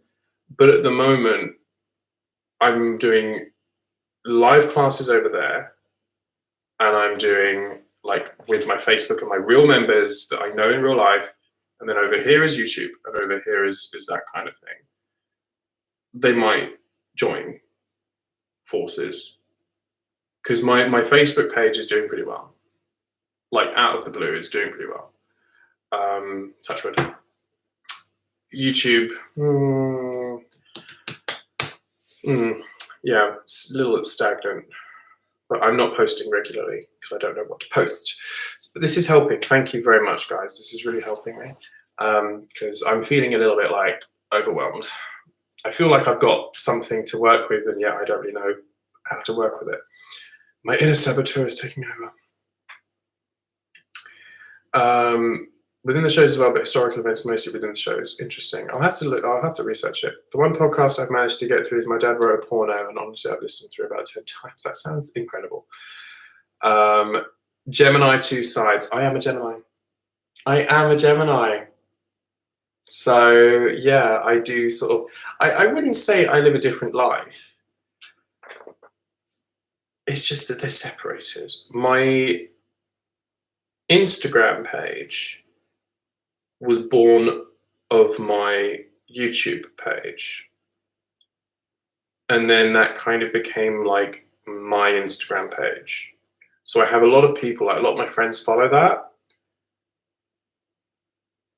So it's supposed to be linked to my YouTube, but it's kind of not anymore, but it kind of is. Geminis also love to travel, so there you go. I was also born on a Thursday. So Geminis have far to go. Thursday's child has far to go. Happy early birthday then. Thank you. It's not for another month, so... Oh, God. I'm going to be old. Duh. I'm going to be older. But I don't think I look my age. I do probably today. I think I look twice my age today because I look rough. But hey. Ugh, dear. Real topic, where did you get your hoodie? It's giving me grunge skater realness. I got this in the absolute opposite place of grunge skater realness. The absolute opposite. I'll give you 10 seconds. Where do you think? 10, 9, 8, 7.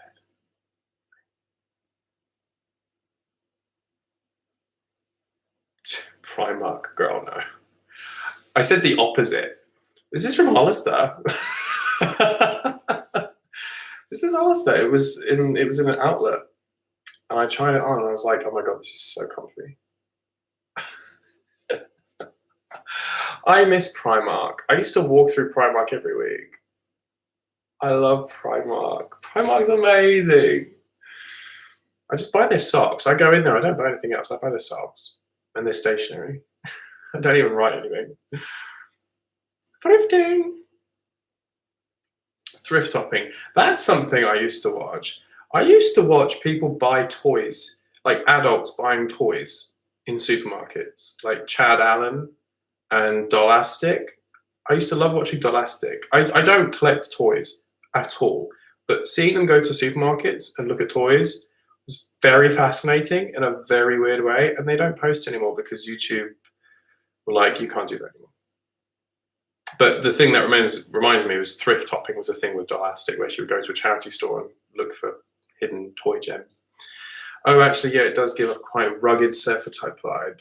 I mean, would it help if I did the hair? Wait, is Primark in America? Is that a thing? Is it a different name? Like JC Penney or something? Like, does this look like a surfer dude? Hold on. Oh god, it's all gross. It's been tied up all day. Like, do I suddenly look Hollister now? Look at that hair. Look at that. This needs a wash. Girl. Love this shit. Look at that.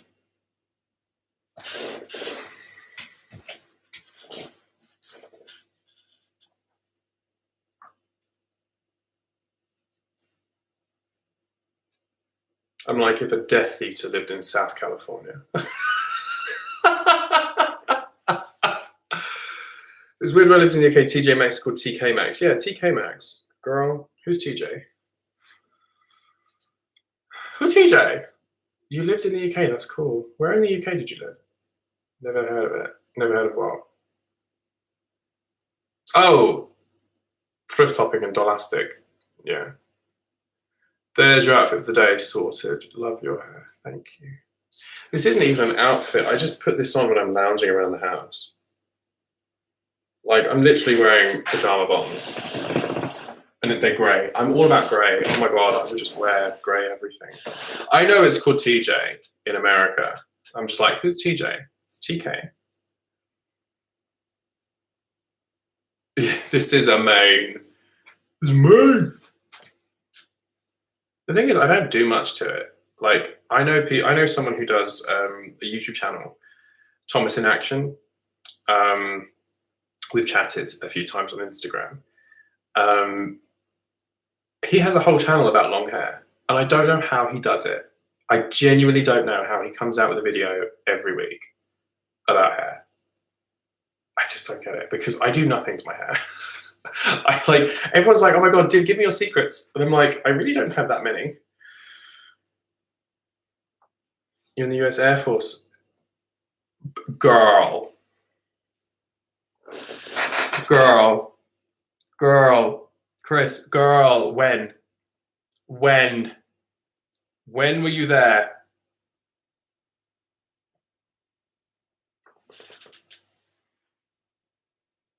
This is gonna be weird. This is gonna be one of those moments, girl. Yeah, in terms of hair, I mean, I have like a thing that I follow, but I don't pay a lot of money for products because I ain't got the dollar. But the biggest tip I can give you is don't wash your hair every day.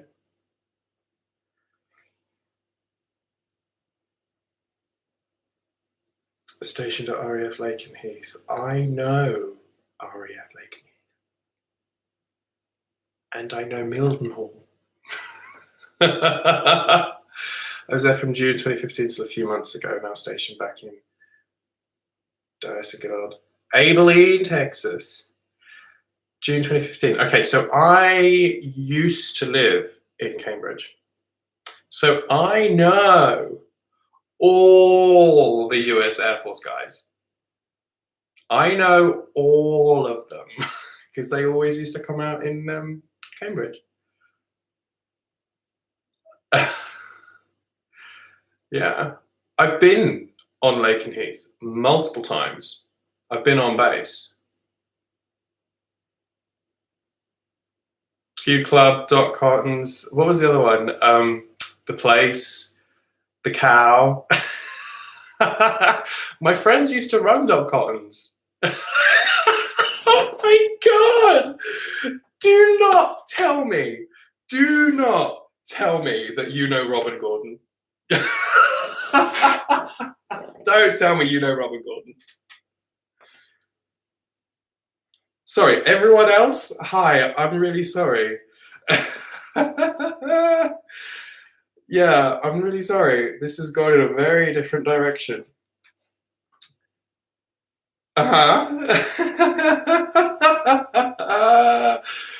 You were. I'm just going to throw out a name. I don't think he was there in 2015. I don't think he was there, but he might have been. All I'm going to say, Marcos. That's what I'm going to say. Did you know? I know Robin Gordon really well. I used to live around the corner from them. I went to their housewarming.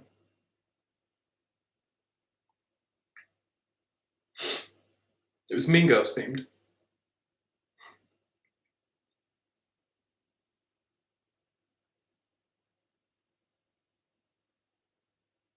$2015, I'm trying to think. It was a while ago. Yeah. So I left Cambridge in 2013, the beginning of 2013. No, the end of 2013. When did I go? Beginning of 2013, I left Cambridge. And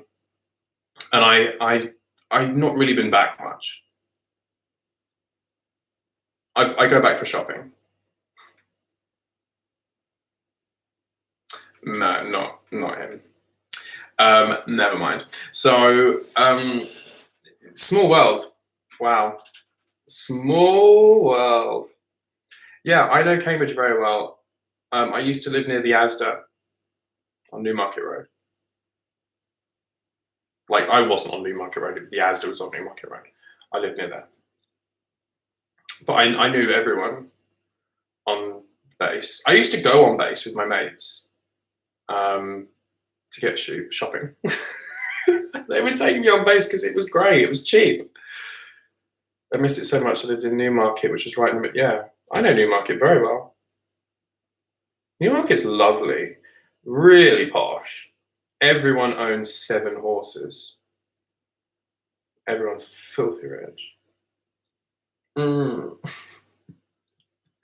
Yeah, Newmarket's really nice, but there's not a whole lot going on if you don't like horses. If you're not into equestrian, Chris, do you follow me on Instagram?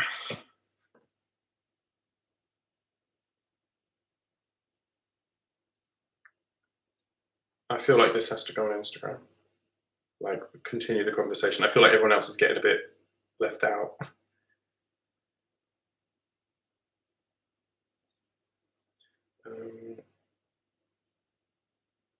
Oh God, you know what really annoys me? Fabulous, follow me and then we'll chat. You know what really bothers me is people who are just like so ridiculously good looking that there's no possible way that any of us could ever compete. I like when the dandy comes out and he's super cute. The dandy? What? The dandies that I know are like what, super posh and like hoity-toity, and is that what you mean? It's all good just letting you two have your moment. I'm sorry, Ral. I feel like this is just really weird. Like really weird. We know the same people from just like out of nowhere. Like, okay, so let me just like, this guy is so ridiculously handsome, and I'm like, I need to unfollow him because he makes me feel very inadequate. If you know Dane De Bruin, like, it's like a Disney prince come to life, like hun. Cannot deal.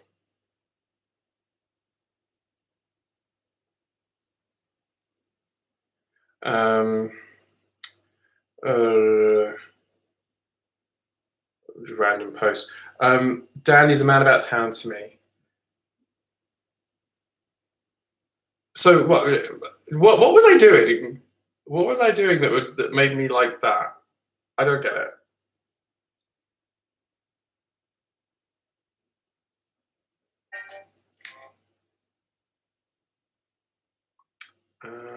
Ba, ba, ba, ba.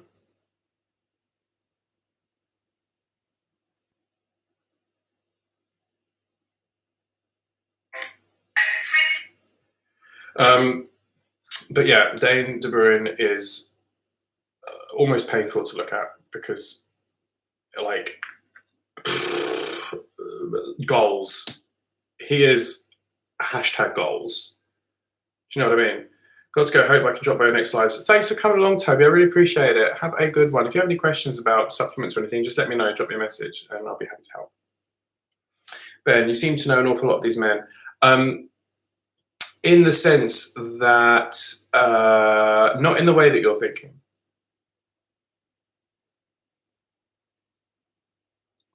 A lot of them have tried. No, we were just very friendly. Like, I knew them because Cambridge is a very small place. Like, yes, it's a very famous city, but if you go there, it is tiny. Like, it's so small.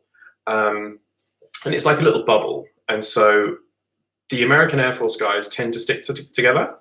And where they're all based, the nearest place is Cambridge. So they'll go out in Cambridge. And I'm just friendly. So I just made friends. I had a few people that knew people that knew people, and I would go to house parties. And I was always, this is kind of who I am.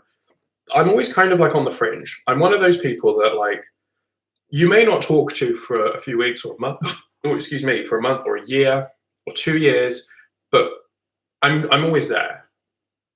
Like, just because I haven't seen you for a year, if you invite me to a party and I can make it, I'll go. You know, and I don't see it as a big deal. It's like we all live very busy lives, and I do live a very, very busy life. I always have. So I get that I can't always be in contact with people. So I'm always one of those people like on the sidelines. I'm not necessarily the first person to be invited, and I'm not always invited. And I don't necessarily push myself to go out to the clubs. I wasn't at clubs every week at all. It's not my thing. But when I'd go, I'd make friends, and then I would sort of stay in contact with them. So I might not be the closest of friends with them, but I do talk to them. I was talking to Rob today. He posted this thing, and I made a joke that he didn't get. Very true. There was this group called LLPA there that kind of connected the military guys with the tri-base area. Yeah, I mean, it was just group of people that when we're out, we just get friendly. And sometimes, you know, some of them would do things, and I'm over in the corner having a glass of water, playing Trivia Crack. My flatmate is very active in my city's population of Navy guys, and I'm on that fringe. Yeah, like, I'm fringe. I was fringe. You know, people are like, oh yeah, I know that guy.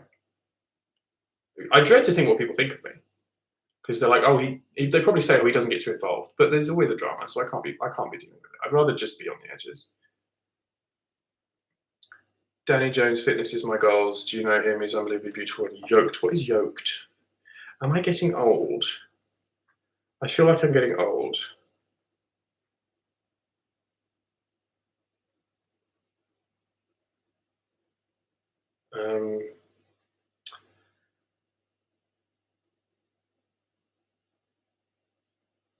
I see you. I'm going to follow you back. There we go.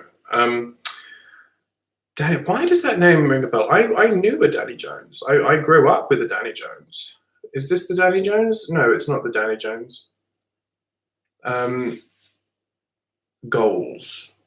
I mean, yeah, he's in good shape. He's in good shape. American slang. I'm assuming he means like buff. You buff too. You buff too, yo. Yeah, he's in good shape. 6'7" though, to have that kind of muscle, very impressive. Like, really impressive. Because it's really hard for tall guys to pack on the muscle, because we just need so much. Like, I'm a tall guy. I'm very tall. I'm 6'4". So to put on any kind of muscle shape is so difficult. Like, shorter guys is so easy. It's so easy. When you're short, you just eat more protein and you're done. But tall guys, because you have to lift so much heavy, yeah, I'm 6'4". Everyone always thinks I'm shorter than that. I'm tall. I'm a tall bitch. I'm very, very, very, very tall. Yeah, so for tall guys to put on muscle, you have to be, or for it to look big, you have to be lifting such big weights. It's so hard.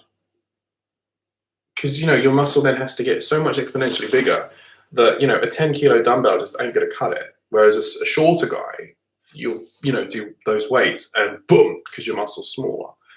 Not to detract from, you know, the people who've made their gains, but everyone will tell you it's so much harder when you're taller. Like deadlifts and squats, you have to go so much further to like lift the deadlift, to do the squat. It's so hard. 6'4", holla. I'm probably closer to 6'3.5", but I round it up because it sounds better. I'm sort of somewhere between 6'3" and 6'4", but if I've done my yoga and I'm all stretched out, I'll hit 6'4". I love yoga. Yoga gets me toned. But I'm trying to drop a little bit of body fat at the moment, so I'm doing a lot more cardio. I did grit cardio the other day. If you know Les Mills, oh my God, that was brutal. And I did a 9K run yesterday. I'm doing virtual runs at the moment. I'm buying entry to virtual runs, and I'm doing them to win medals. Because I like medals. I feel like I should start wrapping this up. I'm having too much fun. Thank you guys, by the way, for not only sticking here for 2 hours. I mean, wow. Wow, even I can't handle me for 2 hours. I've been doing that for 30 years. And I just say I'm 30. Oops. But thank you for your advice as well. Because I do overthink, and I do like having bouncing off points to talk about, like, my channel, because I want YouTube to work, but I am also aware that I'm probably still not giving it what I need to be giving it. Yeah, 1 hour 59 and 8 seconds. Yeah. You made the most of me. You finally found me live, and you're making the most of me. because I like YouTube. I consume a lot on YouTube. I'm not really sure where I slot in. I feel like I've got something. I just don't know where it slots in. I would love to do more like political stuff, like very open-ended, not pushing an agenda. I don't talk about who I voted for, but I'd love to talk about that kind of stuff. Maybe like an open forum could be interesting. Once or twice a week, if I can commit to it. The thing is, I'm one of those people that inevitably they'll be like, okay, at the moment I'm in lockdown. I don't have an excuse. So I should probably just do it. If you're interested, like a live chat once or twice a week, I should just do it. But if I go back to work, hey, if this takes off during lockdown, I don't need to go back to work. But if I do, then that would have to change because the nature of my job, I have to be flexible. In the fitness industry, if someone's like, hey, can you come in and teach? I'm like, yeah, I can. Hey, are you, can I PT with you? Yeah, I'm available. And unfortunately, unless this was earning me money, I would have to then sacrifice that because I can't turn down, my hourly rate is high. So I couldn't turn down work for a stream, and you need and deserve the consistency. So I'm a bit hesitant about starting it, but maybe I could see where it goes during lockdown because they've said that it won't be until at least the beginning of July that the gyms are reopening, and probably later than that anyway. They said hospitality could reopen in some way, maybe on the 1st of July. So I know I've got at least another 8 weeks. So maybe we could try it for a few weeks, see if it works. What do you think? Like a live chat? I'll see what I can do. If y'all are interested. We could talk about just everything and anything. We could just chew the fat, or we could be like, hey, girl, what did you think about Trump? Or what did you think about Boris? Or what did you think about, what's her name from New Zealand? Linda, Laura, it's 2 a.m. I can't function. Or Macron, Angela Merkel, the EU, whatever. Jacinda, thank you. I knew it was a letter in the middle. HIJKL, close enough. Jacinda Ardern, Jacinda, something like that. I work in a casino, so I will be out of work for a while too. I feel your pain. Wow. Wow, I nearly trained to be a croupier. I was going to go on the cruises, and then I was going to try and find work in a London club because tips, honey, tips. I think I Jacinda Ardern, that was it. Yeah, I've always somehow ended up in like luxury stuff, like luxury retail. I work in a luxury gym chain. And then I was like, it makes sense for me to work in like a private casino where they tip a lot of money because I feel like I can talk to everyone from every echelon, like from, working class to upper class. I can talk to all of them because I've been brought up in and amongst all of those communities. I did have a private education. That could be something I could talk about. Private education, boarding school, honey. But my parents are working class. My mum's from a council home. So I can, anyway, so like, I digress. So I always thought like I could do croupier work and be able to talk to the people that are maybe very different to me. Maybe I'm just bougie in my outlet Hollister hoodie and £20 glasses. Oh dear. Those top 10 videos of different categories was also such a good. I'm going to write that down actually before I forget. So, like, would that be like my top 10 of like, moments on Gavin and Stacey? But would I need this is my thing of all my ideas. I've got loads on here already. Would it have to have like, would it be like the top 10 clip, a Tom 10, oh, Christ's sake, it's 2 a.m. and I've not been drinking, honestly. the top 10 like favorite moments, and would you expect the clips of those moments, or do you think I could just throw a picture and that would be enough? I'm crowdsourcing my ideas now. Top 10, because I don't want to turn into Ms. Mojo. I don't want to turn into that. I guess you can go vague and do top 10 TV shows. My top 10 favorite TV shows. Gosh, what would be number one? I would have said, if you'd have asked me 2 or 3 years ago, I would have said Drag Race. Now, probably not. Picture could work. Okay, thank you. What would be my favorite?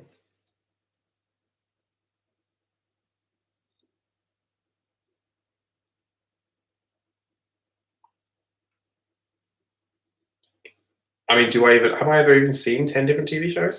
I just don't watch TV. I love Ab Fab. But I always go back to Gavin and Stacey. Always.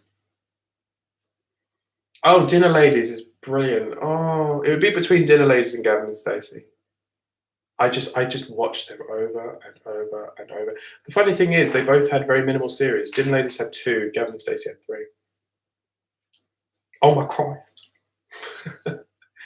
This hair, I am feeling this hair. I am feeling my fantasy with this hair.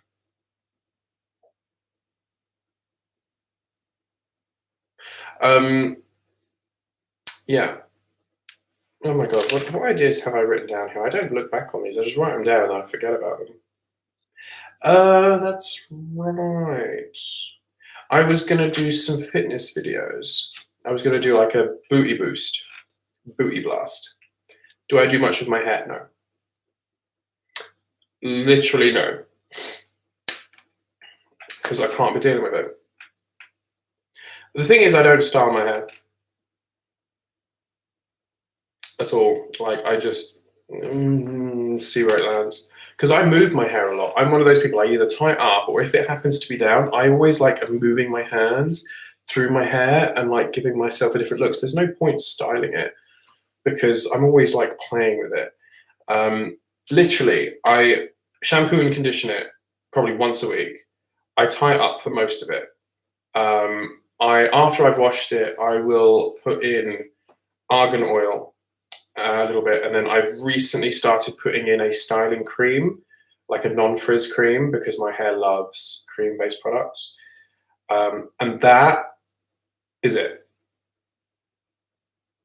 That's literally it. And it's not even like expensive shampoo or conditioner. It's £2 for like 2 litres.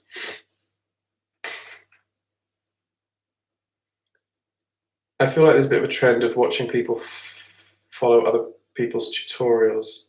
What kind of inception nonsense is that?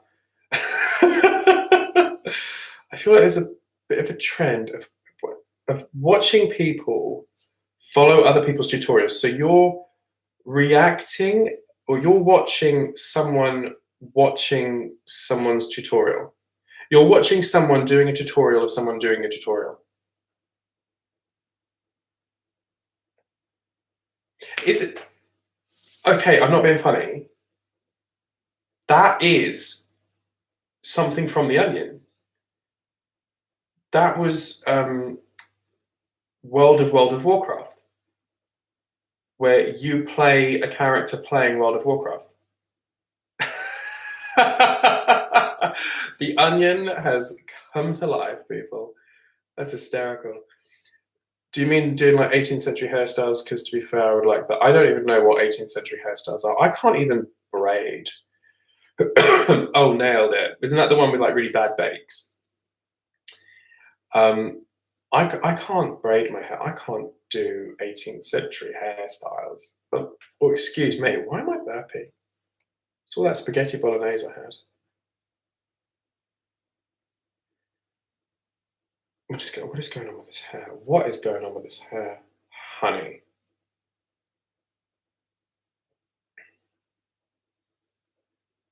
This needs a wash. I was going to wash it today, but then I got an owie. And the last thing I wanted to do was put chemicals on my owie. Teasing plus pomade and flat flour. Flat girl. We're in a lockdown. Ain't no one got any flour. I don't even own pomade. I don't own any proper like styling products. I barely even dry my hair. I just let it air dry, generally. I sometimes straighten it. And I sometimes try and pretend that I know what I'm doing with braiding, and I try and look like Lithuanian Snow on Instagram. And it never, ever, ever, ever even comes close to the real thing.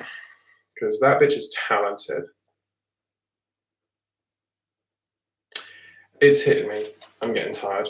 You know what I'm very good at? I'm very good at doing masks. Like face masks. Just putting them on. This is my face mask bag. Box. But I have more than just face masks. I have foot masks. I have eye stuff. Lip stuff. I'm very good at this kind of stuff. I like this one. I bought this one recently. Resting beach face. I like these. Ideal for traveling. Lol. Plumping sheet mask. Girl. This was 80 pence. Look at that. 80 pence. It's not bad, is it? I used to have this amazing mask that you put on overnight. And you can't buy it anymore. They discontinued it for no good reason. I need to do more of these. There's so many. Right. I think it's time I go to bed. Don't you? It's 2 a.m. I was only going to do this for half an hour because I was like, I need some social interaction and I would like to talk to my YouTube people. So let's do that. You have been very interesting to talk to. Sorry, this is very fun. It's very fun. Very satisfying. And you have been very fun to talk to. And you have given me lots of ideas and you have been very supportive. And I really appreciate that. Thank you. Thank you. I've done pigtails. I look like Pippi Longstocking.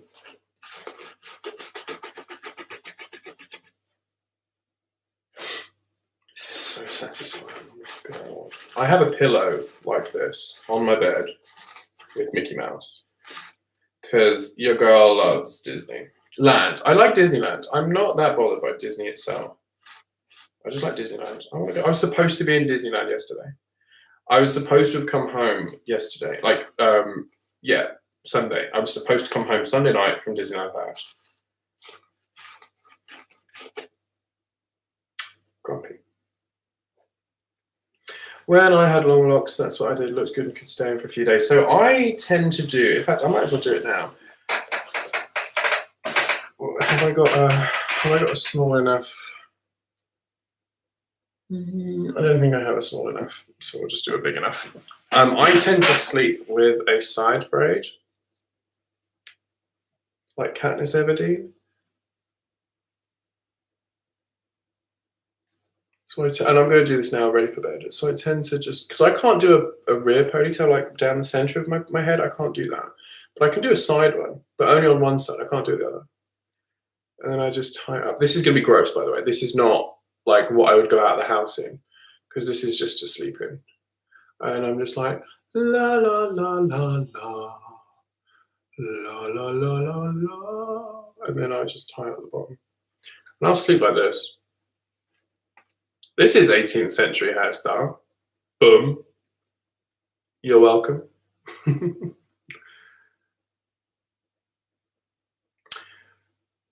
Kind of cute. Kind of cute. Nice chatting with you too, Moonshine. Find you on Trivia Crack. Is it the same name? But no. I'm gonna go to bed actually. And I'm gonna play Trivia Crack. I'm gonna get my head around it. I'm going to go to bed and probably oversleep.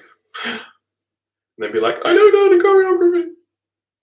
What was the choreography? Oh, yeah, it was like a, we got love. Anyway, I'm going to wrap it up here because it's time I get my beauty sleep. I am struggles. But thank you so much for coming out, guys. I really do appreciate it. Thanks for sticking with me for 2 hours. I can't believe it. And thank you for giving me some wonderful ideas. And I'm going to see what I can do. I just hope that I can do it. It's very difficult to stay motivated. I just need like a video to work. You know, the ones I've been putting out there haven't been that well received. So clearly the direction I thought I was going in isn't the direction that I need to be going in. I need to look at what's happening and take it on board and, you know, assess the situation like it would logically be. So I will see what I can do. I've got an idea. But thank you. It means a lot.